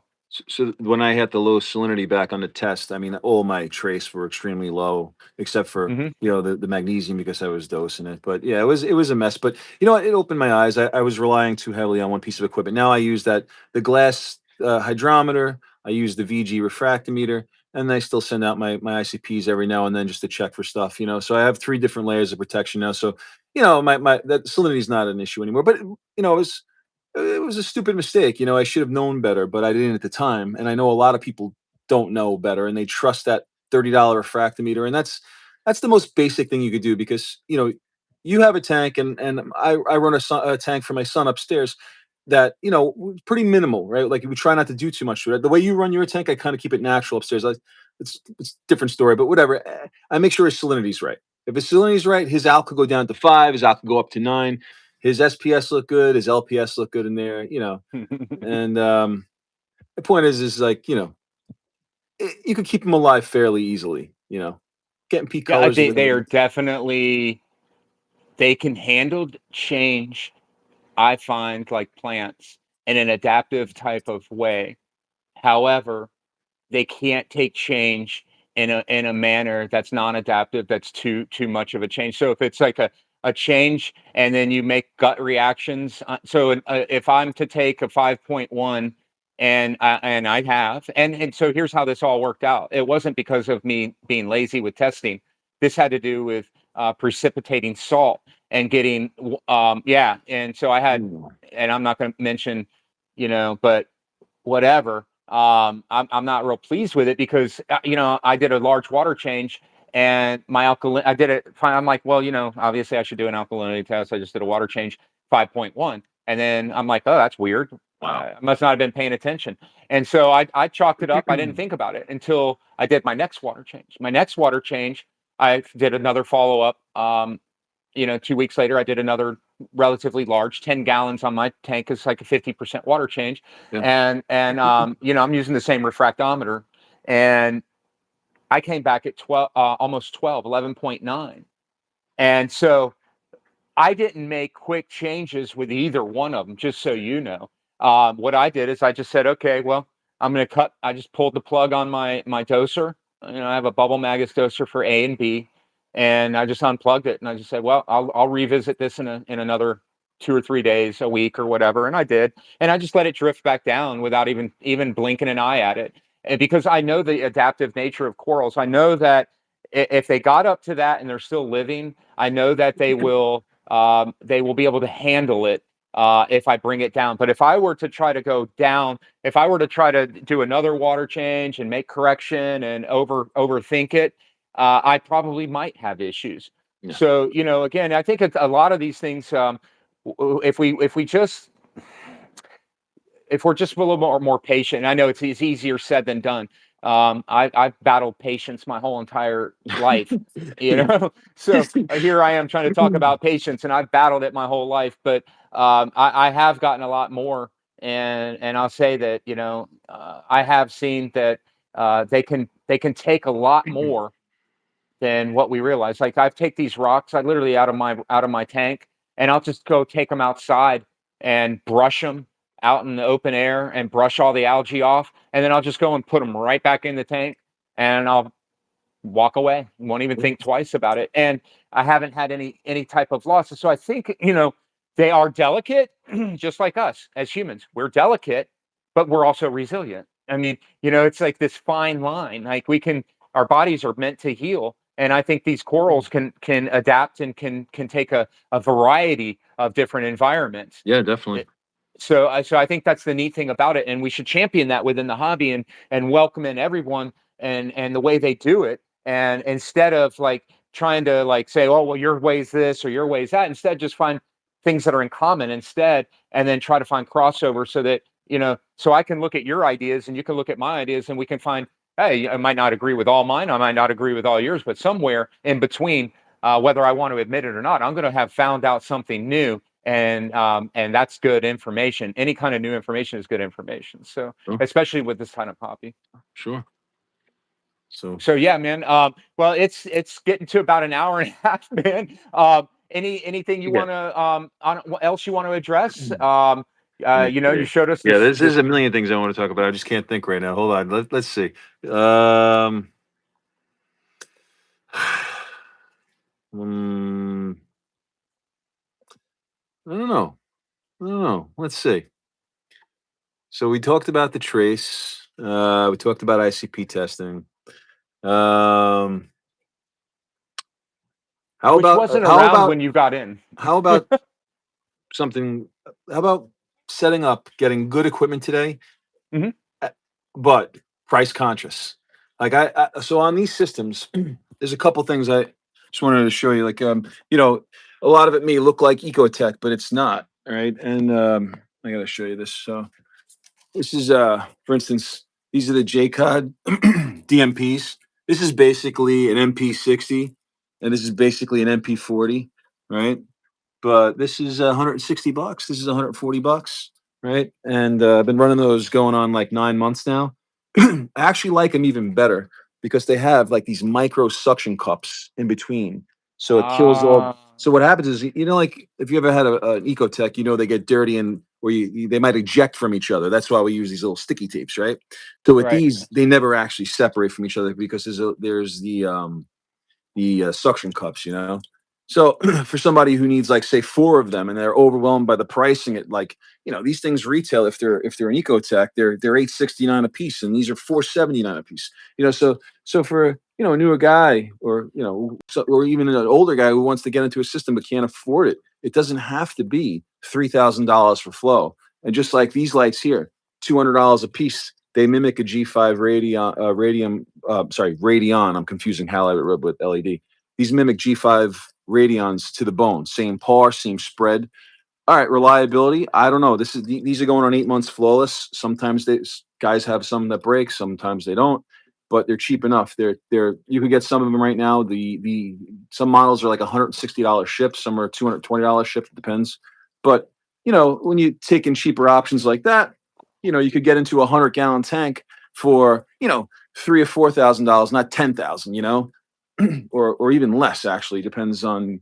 But a lot of guys aren't aware of these pieces of equipment out there, and I'm putting them up against the real deal, and there's you know, besides some customer service, there's nothing to lose, you know. Oh man, yeah. Like I'm a big fan. I've just this week I created an upflow reactor out of some shit that was laying around, and honestly, dude, um, I don't think that I could have bought anything that I would have liked that does a better job than what I designed with an MaxiJet 1200 and an old insert for a BRS reactor. I took the insert and I drilled the outtake of the MJ 1200, and so that it would blow into the cylinder, and then I just dropped my Zeomix my zeolights down into it. So what it and it's plumbed in the side of, I think you saw a picture of it, but Yeah, I did. it's plugged into the side and it just blows down in the bottom, and it blows right out the top of the tube, right down into See, right into the water. I actually wanted to ask you about that. That's something. So the zeolites, right? I've I've never run them continuously. I've never. I don't know what they. What is it? What is the purpose of running them? Maybe you could explain to me. Why would I want to put them in my system? So it's simply the same reason you might want to put it in your system, your body, the same exact thing. It takes out contaminants. It removes heavy metals and things of this nature. Okay. Yeah. So it's if you had, for example, many years ago, my stepson had a problem where he was going through that teenage stage where they just stink all the time. I had some old zeolite, and I just put it in a spaghetti basket and put it in the AC vent handler of my home, and just so that it would start pulling that air throughout and circulating throughout, and it literally removed the smell and odors within a few days. So, like for dogs, for example, and things like that, it helps Yeah, to yeah. remedy like Interesting. musty smells. In the water, it helps to rapidly remove ammonia, and so it can help in that nitrogen cycle. What So about if you're shaking it up? Guys shake it up to so release moam or whatever. What's the deal with that? yeah. Yeah, so there's a couple different applications for them. If you run it like I'm running it in a continuous upflow reactor, it would be the closest thing to zeovit mimicry, because when I turn the pump off, it stops, and when I turn it back on, it starts to blow again. So I do that every morning when I'm doing the carbon. I turn it off, and then the tube, it like goes down in the tube, the water level, and so then I can literally like dose into the cylinder and let it just marinate Oh, into the nice. rocks in the water, and then I'll wait like 5 minutes, and then I just turn it back on again, and then it blows whatever the debris. So when it blows, does it cloud the tank up? Does go in the water where you see it? Nah, No. not like I would like it for it to. Usually, what I've found is the zeolites from zeovit tend to create more of that mulming effect. I'm dosing probiotic bacteria mainly. I'm not doing the. I do zeobac when I do a coral snow, which is a calcium carbonate snow, Yeah, and yeah, I I'll know. spike it with zeobac. But because my calcium is relatively high right now, I've suspended calcium carbonate dosing. So I'm just kind of letting it naturally fall. It was up to around 450, 460. I'd rather be around 400. So I'm letting it kind of guide itself back down. But see, with Aquaforest, they used to do a stack method, and I was kind of pushing this. Deborah came up with it, and we met in 2016 with the Aquaforest people out in San Diego at MACNA. That's when they were coming to the States and becoming a powerhouse in the acro world, with their supplements and their salt and their lineup, and Yeah, I they use were their blowing salt. the I like their salt. yeah, it's good stuff. And they were blowing the world away. And she introduced this concept of taking a single reactor and putting zeolite on the bottom, stacking carbon on top of it, and then their phosphate reducing media, which is called phosphate minus, and the flow rate would just simply be to where you got the gentle tumble on the final layer of the phosphate minus. So you would get it to where it'd be tumbling and not leave the reactor. And so what it was a nitrate phosphate reduction and water clarifying animal all like in one. Mm. And it was a pretty, but like that's risky. I would only recommend that on a high nutrient tank, and I would start off with the effluent really low, and then maybe build up your pressure over time. But yeah, that was like something that they popularized. I'm not sure if Aquaforce really promotes it anymore, but with their probiotic system, they recommend not to shake the stones. They recommend to just let them. Their intention for using the stones in their system is for ammonia reduction, which helps to break down the nitrogen cycle, and helps to rapidly remove nitrate. Is sort of what it's intended to do. I'm not having too much luck with nitrates, but that's a whole different subject. As far as what, Um, high, low? oh man, I've been over 40 for forever. I've Get just out of never here. been able to get it down. Uh, I don't even worry about it anymore. It's it, whatever. it'll come down with growth. This coral I start think growing, and so. you know. This rock that I'm using in this system that I have right now goes all the way back to my 60-gallon tank. Yeah. and then it went into the 90, then it went into the 112. From the 112, I broke it down. It went into Matt's tank and went into his sump. And then when I reboot this tank, I brought my rock back. So it was like full circle, 4 years, 5 years of the same rock. And it was loaded with nitrates through every system. I've had issues with nitrates in every system I've had with the same rock. So I already know what's wrong. Now, what about like did you get green hair algae on it? Oh yeah, yeah. I Yes, still do. it's I purging still itself. do. That rock one day is going to be totally clean and everything's going to drop to zero. Oh, it will. And like right now, the hair is kind of fading. It's now bubbles come in, and bubbles now turning into. Do you ever see where the bubble algae begins to like look like what's that one type of algae where it like becomes like a wafer? It almost looks like ulva. It sort of has a leafy look to it where it I've looks never like almost. seen bubble algae get leafy, but So it will actually. I'll put a picture on and I'll post it. yeah, yeah, definitely. But mine takes it. It looks like it's losing its bubble capacity and it's flattening out because of the flow, and then it's creating like a flowering effect. So it looks like a little flower like that, I have to and see it's that. like these little flowerets, like little flowerets all over the place, and toothbrush knocks them right down. So it's like I don't even care, man. Some of the nicest It's, acros I've ever seen, I'd see bubble algae all around them. So I don't worry so much over algae in the reef tank. Typically, I know that if I see algae, that the conditions are probably going to be pretty favorable for acros. That's at least bubble algae when I think of bubble algae, because every time I've ever seen any really like I can go all the way back in time and I've seen some of the most radical looking acros and I've seen bubble algae riddled throughout. it's true. So I know it's one of those things that can be unsightly to look at, but I typically look at it like it's a stage, and I'm going through it, and I'm not even worrying about it because it's fun, man. Like watching it Yeah. collapse on itself and watching the bacteria slowly waging the war and the holobant bacteria. Like you can see the war that's going on in the tank right now, and it's fun to just sort of watch the algae have a slow death.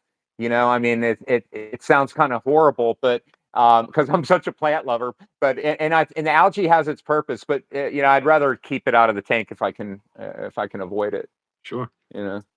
Sure. So yeah, so I guess that's what this is all about. Us, I'm sipping coffee, but anybody who wants to drink beers or whatever they want to do on these hangouts, this is what this is all about. Just get together, talk a little shit, show off, Oh yeah. show and tell, a little bit of reef Okay. keeping chat. Before we wrap it up, I'm going to give you the LED view now. Here, you're getting the orange lens. All right. Okay. And now that the halides are off, I'll give you the to show you the blades and the what do you call it? The reef brights. Let's Yeah, see. my buddy Steve swears on those blades. Yeah, I mean, this is only two blades on a 200-gallon tank, so I mean, it's not like well, hold on, let me a second. Oh wow, look at that. Let's see. It's not really showing the vibrance of it, but it gives you that artificial look. Like the crazy thing is Yeah, some of it's the so coral. Oh, I'm sorry, guy. yeah, it's just so cool. I saw that you had a sofa over there, and Yeah, man, probably this is my it's just dude, it's my RODI system over here, my whole water change system, it's just I moved into a big house. I don't need all this space. So the basement's just kind of like, all right. I was gonna originally get like a really nice tank in my living room, and then my wife's like, just go to the basement. You get as many tanks as you want. I go, okay, sold. So I went down here oh and I man. And just problem is she's probably forgot about where you're at. You probably oh, send a lot of messages from upstairs and downstairs through oh, text dude, I messaging. mean, I got a little TV down here, which is also my monitor for the screen. Yeah, I mean, I spend more time down here than I should, but it's my little sanctuary, I guess. Yeah, I mean, for good reason. I would be down there too. Beautiful, beautiful setup, man. Yeah, like look at them, look at all that pop. Yeah, it's Yeah. I had a freaking 5-inch colony of this thing. I'm down to two chunks, but we'll regrow What it. is No big deal. what is it? Disney's. Oh, Disney's. Yeah, yeah. I faded so much stuff with that thing. Like this is recovering. This is a cherry bomb. See, like the fading there, that the whole Mm-hmm. thing was white like that last month. It's getting its color back. So this thing was. Oh, I don't even know what this was. This thing was burnt pretty bad. You know. Wow. The effects of copper. I never had copper like that before, but now I know. Now I know what to look for. If you ever see color fading and you can't figure it out, and it's not feeding, send out an MS test, see what metals are. You Yeah, know, that's what's that. Like I said, that's the one of the main ingredients in that Zeospur is copper Z- sulfate. Zio puts copper in a lot of stuff. I mean, look, they have no transparency. You know, some of those blue bottles, they all smell like vinegar and stuff. But Uh-huh. when I got confirmed freaking copper inside flatworm stop, we all knew there was iodine in there. Everybody dosed it for iodine, but man, I was pissed, dude, because I've been dosing that. I could think back years and years ago, like not to say I damaged, like I ruined tanks, but I remember getting like color fading and I was dosing that. It could have been something else, but now that I have a little bit of proof, I'm just gonna blame it for everything because it can't be my fault. It can't be my fault. I don't make mistakes, right? I'm, It, no, no, I know, man. It's yeah, I mean, yeah, it's just one of those things. It comes with the territory. We're gonna always have these setbacks, and like I said, man, I now have learned that the best thing that I do now that I don't do anymore is I don't make these big reactions anymore. I don't go, oh, I got to get this, or oh, I got to add this, or I don't do that anymore, and I certainly don't do yeah, it based on a test. um, because like, look, the point you brought up about salinity, I think we need to really make sure that we address this and readdress this, and we get back to the basics of reef keeping. Number one, water source. What's going on? And let's go further, and then we'll kind of wrap this up. I want to talk about from the time it goes from the municipality to the time it goes through the tubes, and what is the TDS that's coming through your faucet? What's going on with your system, and what's your final effect of what you're getting before you even mix salt in it? And then once we mix the salt in it, and then what are we doing? Because you made a very valuable point. A refractometer, man, I'm the same way. I I had a I lot of faith honestly, in that. I always wrote on aquaphors in their little cup that comes with the salt, and I know if I fill up a 5 gallon bucket, if I fill that cup up twice all the way to the top, that's exactly where it's supposed to be, because that I but when I just had this precipitate, oh, I shouldn't have mentioned that, but anyway, yeah, aquaphorus. I didn't hear anything. Yeah, it was Yeah, my fault. Yeah, I think it was my fault. I'm going to blame myself that I didn't wrap it up as good as I should have. So I'm going to take the blame on that, and instead, but it did precipitate. So if I did go with the 2 scoop, then I could have really wrecked my tank. But I do test it with a refractometer, and everything, we're 1026, we're all check. And that's, like I said, then I missed on the alkalinity part because of the precipitant. So even though I would think that I've never had an issue since 2016 using Aquaphor salt. Never had this issue, not once, ever. And I should have known, because I started seeing it precipitant gathering down in the bottom of the bucket, and that shouldn't happen with Aquaphor salt. It mixes super clear within 5 minutes. So the fact that I yeah, had yeah. precipitant down in the bottom, I should have known that That's there was odd, something man. going on. But Yeah, I've that's never that, seen that before. yeah, I know it's the first time, like I said, 2016, 9 years of using their salt. So I'm not going to get upset about it. It was I my used fault, probably. Coralife back in the day, man. In that old tank, I used Coralife salt. That was like the dirtiest salt. I used to mix it, and it would be like, I don't know. You look at it like you dump out whatever crap was left after the water change. It was You disgusting. see, you see pieces of like plant material floating up to Cigarette butt comes out of it, like, oh, yeah, dirt and shit like that. You're yeah. like, oh my god, this is real. What did they do? Like Red Sea. What do they claim they like dry it in, like in the terrace or whatever, from I the don't know, ocean. dude. And I don't know. yeah, I don't know about all that. I think it's all from China, to be honest with you. I think even Aquaphor salt is, but I'm not going to go there. Well, Sandler, Rebranded. Reef's on a whole rant with that now because he makes his own salt. He uses the Morton's Purex and then adds his magnesium sulfate, whatever the hell other trace he adds. But he's been, so he tests his salt like right at like before, like all different stages, like an hour after mixing, the next day after mixing, like he'll send out all these lab tests, and he's showing some crazy numbers on these salts, like Red Sea, for instance, Red Sea Blue Bucket. the manganese level is like 1,000 times natural seawater right after being mixed, and then 24 hours in the system, I don't know what he said. I don't know if it precipitates. I don't know if it gets Hmm. consumed by organisms, but it's back down to like normal level or even below. So it's interesting. Like, what is the toxicity of that for 24 hours or whatever it is? Well, it's through the roof. Is it, So he's down that wormhole hole right And who now, is and so this? Polo Reef, the guy Andrew Sandlin. He's Oh, okay, with okay, that big, okay. yeah. So he's like, when he's down a wormhole like that, he gets to the bottom of it. That dude is like a big investment going on, obviously. Oh, what? Sure. Yeah. I mean, yeah. That's on a scale that it's That's just not mega. even imaginable. Dude, I was there a couple times. It's freaking mind blowing, dude. It's like, you know what? Not even that big display is what impresses me. It's everything else. It's the filtration room. It's all the other tanks. He's got a 950-gallon drop down tank that's freaking awesome, dude. So many acros and LPS, and the flow is set perfect. I mean, just so. I mean, it's not even just the monetary stuff. It's just like, even if I had all the money, I probably wouldn't do that. It would probably take the fun out of it. This guy's like nuts. He's all over it. So it's pretty impressive to see in person. Yeah, I would love to one Mm. day design. Okay, so my goal is to one day design is to infuse aquaponics and reefing into one system, and to utilize the fresh water from the aquaponics system as the top off to the reef tank somehow, like and to like collect rainwater to feed the freshwater system, and to have it filtered through a gravity filter, through like a Berkey gravity filter, to remove any possible contaminants, and then to take that water and have that be the driver, and so basically create a zero footprint, um, sort of a regenerative type of an approach with water, a sustainable approach, to water. I mean, that's kind of what I'm trying to do with farming anyway. So, I thought about it. I've given a lot of thought to aquaponics lately. It's like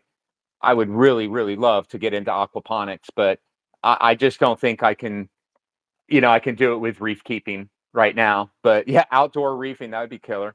But What's his name? The guy with that 20-foot long tank. He's at a YouTube channel. I think it's Oh Too Many Fish. The guy Dave, remember him? The guy from Reef Central back in the day. Oh Too Many Fish. oh, okay, yeah, yeah, yeah, yeah. He's got a 20-foot outdoor tank. It's What? it's genius, bro. You got to look on YouTube. It's he has like a solar cover over it, so like at night it retains the heat, and it's done See, really, really like. that's what I'm talking He about. utilizes I think he's in Arizona. He he uses like his environment to his benefit the way it's set up. It's set up really efficiently. He doesn't use as much as electricity as you think. I mean, in the summer, his chiller obviously would be pretty big, but that's it. Otherwise, the flow, he uses a couple panterize, and he uses like a lot of algae filtration built into the tank. You would love it. You got to look at his channel. Oh man, that is wild. Like, so geological, depending on your region, like you could utilize, systems that you can install for geothermal exchange. So like in the wintertime, you can use thermo for heating, and in the summer you can use it for cooling. Hmm? And it's really easy to do. Like, it's something you could even build into your home, and your like in your basement, and build an air exchange system. To where where you can, and it's as simple as two cheap fans, one on either end, and you basically create a manifold. You build it, you drop it underneath, like 5-10 feet underneath the earth, and it's just like copper Yeah. tubing, and then you just, one end has a fan blowing in and one fan has a fan blowing out, and I, it I I believe he utilizes that. I think I remember now that you say that. I think he does use some kind of geothermal engineering to cool it or to. I haven't seen it in a while, but yeah, yeah, dude, that's it's wild. crazy. You know. Yeah, my buddy Matt, who's been on the live here tonight, he's Oh, in the that's process of 16,000 kW hand built system, that he's got for battery storage, and he's like in the final stages of procuring solar panels. But he hand built his own and it's at 16 kW. He's basically able to now go completely off grid for his entire reef system. Sick, dude. That's awesome. Right. Now that is what I'm talking about. So now his whole entire system, it not only can be it can be charged by the sun in Florida, but at 16,000 kW, like literally, if the power went out, his reef runs for 3 days uninterrupted without a charge. That is sick. That's awesome. 3 days, the whole entire system. I'm talking lights, pumps, every single Yeah. And if he aspect doesn't of it. run the lights right away, then he'll get, I wouldn't run the lights for the first 2 days if it was Right. gonna be prolonged.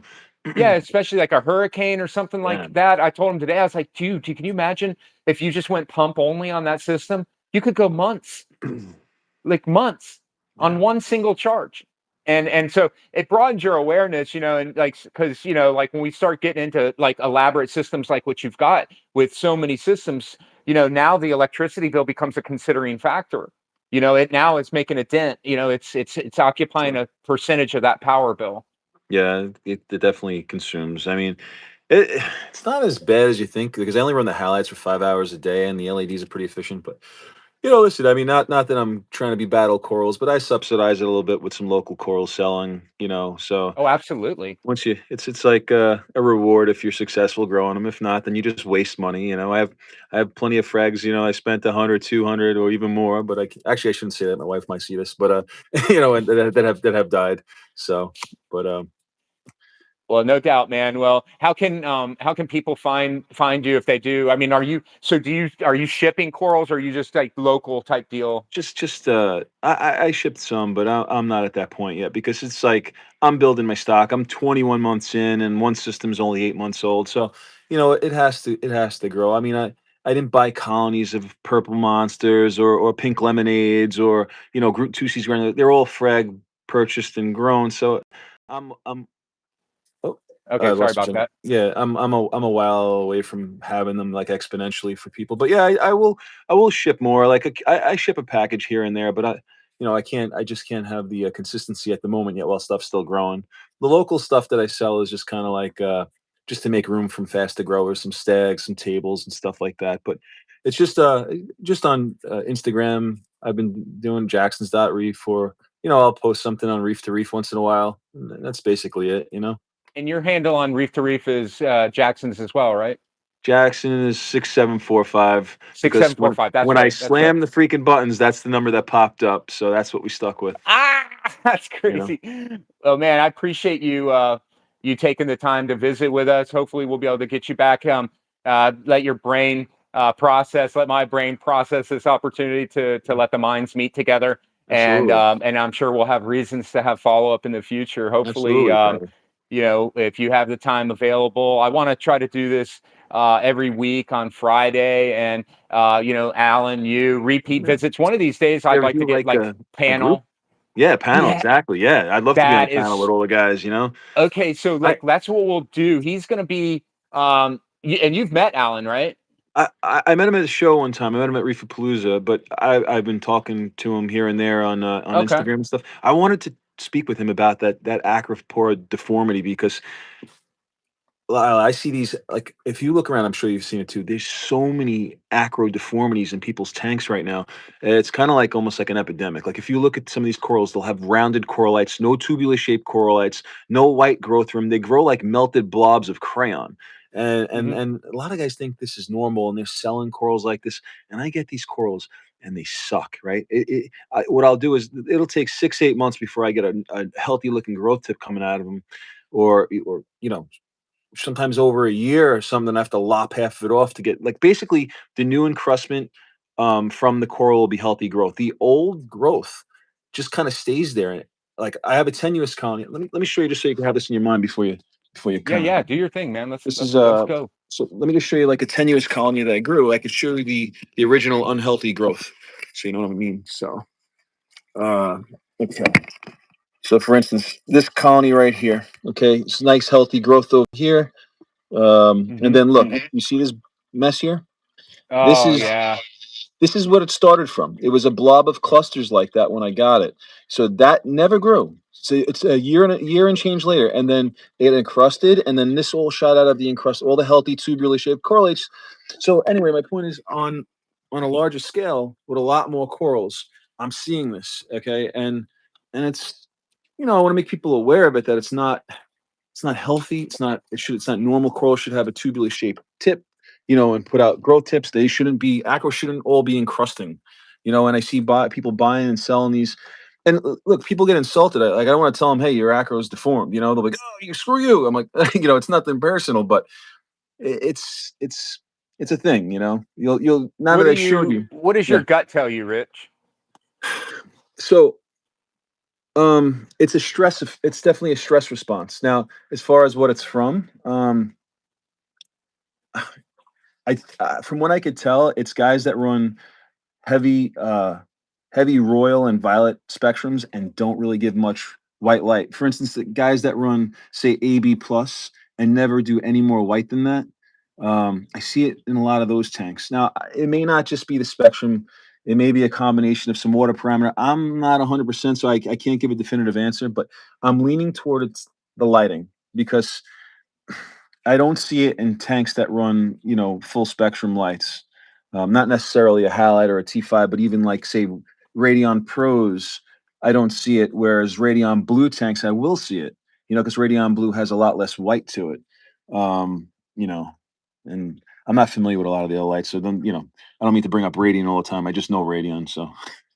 Um, So, but okay, so I watch, I follow a lot of different like botany and stuff like that, and and I've delved into watching some different podcasts as it relates to medicinal growing and indoor and stuff like that, just so that I can understand it from a botany perspective for gardening and everything else, because there's crossover when we talk about par and all of these things, because these are realities in the botany world as it relates to the reef world, and there's a lot of crossover in the two. And lately, there's been a heavy discussion on the implementation of UVA and UVB and how those gaps are missing in most of the standard LEDs that are coming out by the manufacturers. So a lot of these big farms that are doing indoor hydroponics or cultivation of any sort, whether it's tomatoes or anything, are going back in time to revisit the days of high pressure sodium and yeah, metal halide. yeah, And a lot of it has to do with these missing gaps. So I know that the UVA and UVB are now made for botany as additional sliders, or like rails that you can put on to your lighting.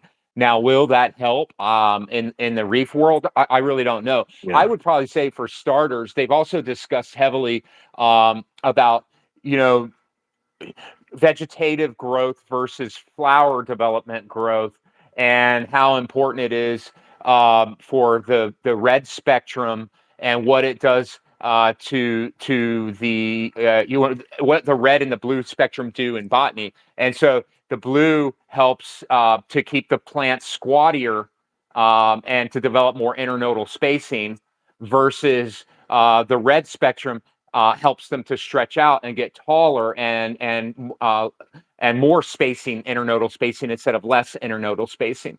And so when I bring that over and I cross over into the reef world and think about what you're talking about here, you said squatty. That's the first thing I think of is squatty. Is I'm thinking of a heavy lit blue tank where there's no red spectrum, red and green. And I remember chopping it up with Chimmick from Pacific Sun many, many moons ago. Like I said, I knew him from, he is from Poland, as well as some other people like Aquaforest. And he yeah, was giving me a thorough breakdown of lighting and telling me about, when he was designing his T5s and his bulbs and stuff like that. You know, what he was trying to tell me back in the day is he had developed a green bulb that had never been used in T5s, and he was saying this was a very important spectrum that was missing. And so when I think of like these diodes, and Alan and I talked about it in the last episode, we were talking about the manufacturers and how they come up with their specifications for par ratings and everything else, and then we go and we ignore the white channel, the red channel, and the green channels, and we omit those channels. And I think that's what's driving the squatty deformity, shorter internodal spacing between the branches, which gives it more of a squatty looking plant like you're describing.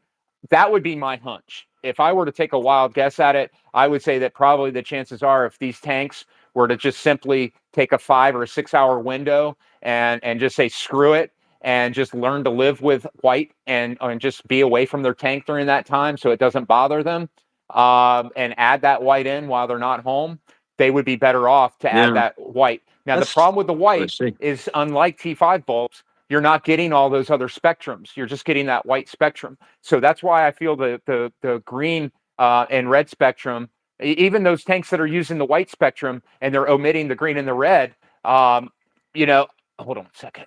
There we go. I think it's important that you. So what I do is, whatever I'm the reef breeders, whatever I'm driving on the white channel, I match that on the green and the red channel. And ever since I've done that, I've been happier than a clam in mud. I got to pick your brain when we're done. I want to see what your spectrum looks like. I want to try and like mimic it with my lights.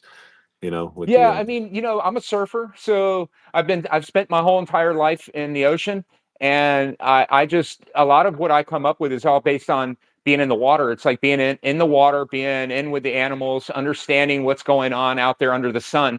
Um, I. I'm a very huge fan of sun gazing. I spend a lot of time staring into the sun, and I believe that there's a lot of healing that takes place in that. Now, that's a whole different conversation, but the sun to me is the most powerful thing on the planet. Mhm.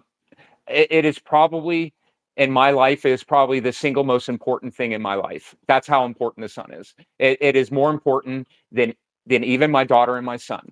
It is the most important thing to me. Without the sun, I couldn't be who I want to be. And so when I think of that, and I think of the sun, and when it comes up, as I see it come up each and every morning, you can watch the temperature change from 7 a.m., for example, on the arrival. It's changed recently, but when you see the arrival of the sun, you can look at the temperature of the sun, and you can see we're looking at a different spectrum than what we're looking at 10 o'clock. And then at 12 o'clock, we're looking at a different spectrum. Yeah. And then, Yeah. and when we understand the angles shift as well. So what you see on the sun up in June, for example, you're seeing a different sun up and a sun fall, and on a completely different trajectory than it began in the summertime. And so I think there's crossover to the circadia aspects of reefing as well. And that's something I want to start exploring. How does circadia intertwine and season intertwine into this reef keeping thing? And so that's something I'm going to be looking to dive a little bit deeper Good. into. But as it relates to building the schedule, all I do is I look at it really this simple. Uh, when I'm in the sun, when do I use sunblock? If I go out surfing at 8 in the morning and I know I'm doing dawn patrol, I'm not wearing sunblock. Even though the sun's in my face all morning long, because I'm facing east. Obviously, I'm on the East Coast, so I'm facing east, and it's burning the front of my eyes and my body all morning long. Until it gets to around 10 or 11 o'clock, do I really need sunblock? But then, from 11 o'clock, I better have sunblock on. And I need sunblock on probably till about 3 or 4 o'clock. So I just look at it like that. When do I need sunblock? 11 to 4. Okay. So that's my schedule, 11 to 4. At 11 to 4, you better believe that if I can throw everything that I can possibly throw at my reef, 11 to 4, it is getting every aspect of what I have to throw at it. And Well, that's now what I'm on the doing. other I have the same schedule, and because I'm doing exact 5 hours of that, the T5s kick on for 5 hours with the full spectrum LED, the most intense time, and then it tapers off. Yep. One sec before we And sign that's off. it. Give me 1 second. I'll be right back. 30, Yeah, 20 do your seconds. thing, brother. Okay. So, hey, Aaronette, what's up, brother? Thank you very much for being a part. I've seen you in the comments. Thank you for all your comments. List of watt hours. I'm excited learning more about chimeras. Huh. Okay, I'd love to dial it in one day. Looking forward to getting moon phase. Okay, yeah. I haven't even gone down the It's the moon phases, and then flow rate and UVC, man, the burning questions. Yeah, totally. Um, I see some other people out there. Rich is going to be back, and yeah, I mean we're getting kind of long into this, but yeah, this is what this is all about, everybody. Some of you are going to stay for the long haul. Some of you, you might want to come back and revisit this. But if you scan through this live, there's going to be lots of bars that you're going to find that Rich has dropped today. And if you look right now, hey, oh, welcome back, Rich. Oh, So there's yeah. another thing too. So I didn't tell you, but so WWC came here and they filmed an episode like a month ago. So in the next like month or two, you're gonna see one of their videos drop on this. So it'd be pretty interesting. He was talking about like Oh, the that's old school ways. insane. Yeah, yeah, it's gonna be pretty cool. I'm So glad you got a chance to be featured there. Like you deserve it, and I know you have a Reef channel. I don't know how much content you're putting up on your YouTube channel, but I know that Rich has a YouTube channel. So guys, where can they find I'm you not there? I'm not really active on the YouTube channel. I mean, I have Okay. videos on there, but I'm just active with the Reef stuff on Instagram or the forums, basically. Okay.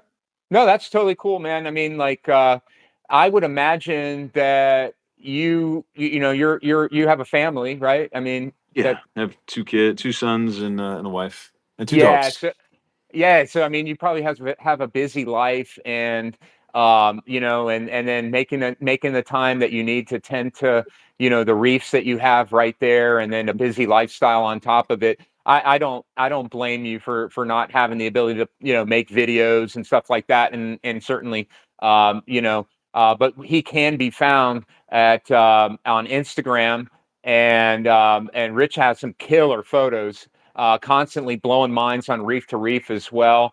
I know that there's a few people out there that were super excited when I told them that we were going to have you on. I'm stoked to see that you're getting featured on Worldwide Corals.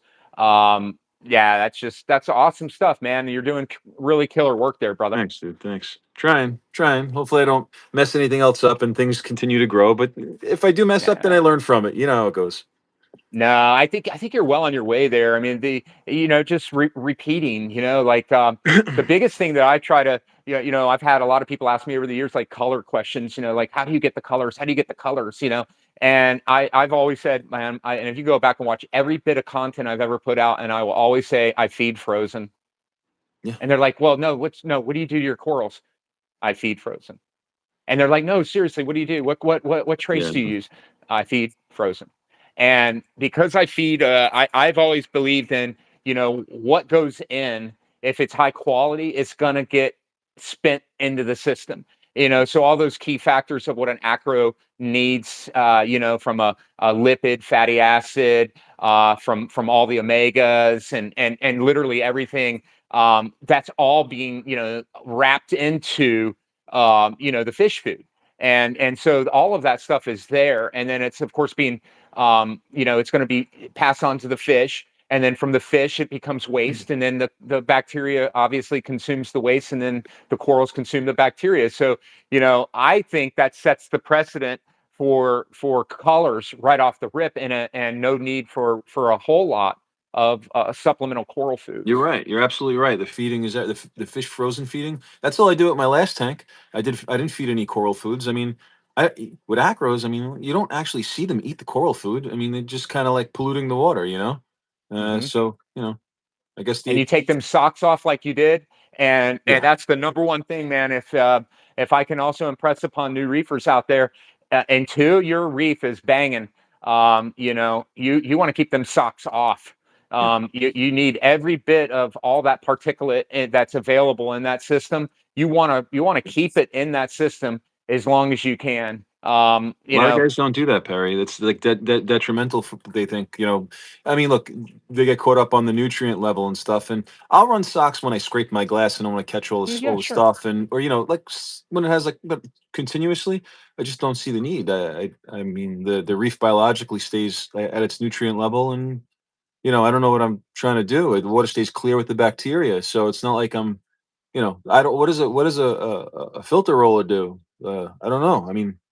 I guess it removes stuff before it breaks down for guys, and then if it clogs, then they get a It's I don't know. It's a pre-filter. I mean, but see, the problem is with that is it can't discern between, the good and the bad. And, Huh. if you set your protein skimmer up properly, typically, it's only going to be removing, it's only going to be removing the stuff it should if you tune it properly.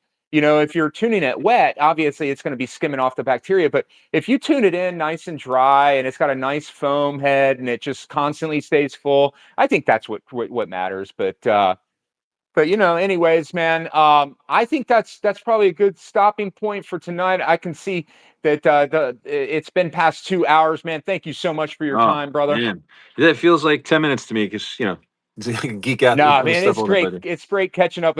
I've long since wanted to finally meet you because I've Me too, I've been brother. an avid fan of yours, going all the way back to 2005 when I got into acros, and you were already out there. So, Your videos got me back in again, believe it or not. So thank you. hey, listen, we can all. It runs full circle. If we can serve as an inspiration for one another, man, that makes my day just hearing that. So, thank you so much, and Rich, thanks for your time. I appreciate it. Oh, And my I'll be pleasure. reaching out to you, brother. We're gonna do another follow up. We're gonna actually do a panel type deal, Yeah, and I'll sounds get that good. all Sounds set up. good. I'm in. Thank you. All right, brother. Hey, well, I'm gonna be looking out for that video on worldwide corals. Mhm. Thanks again for your time, and I can't wait to see the video, dude. All right. Have a good night. All right, brother. Take care.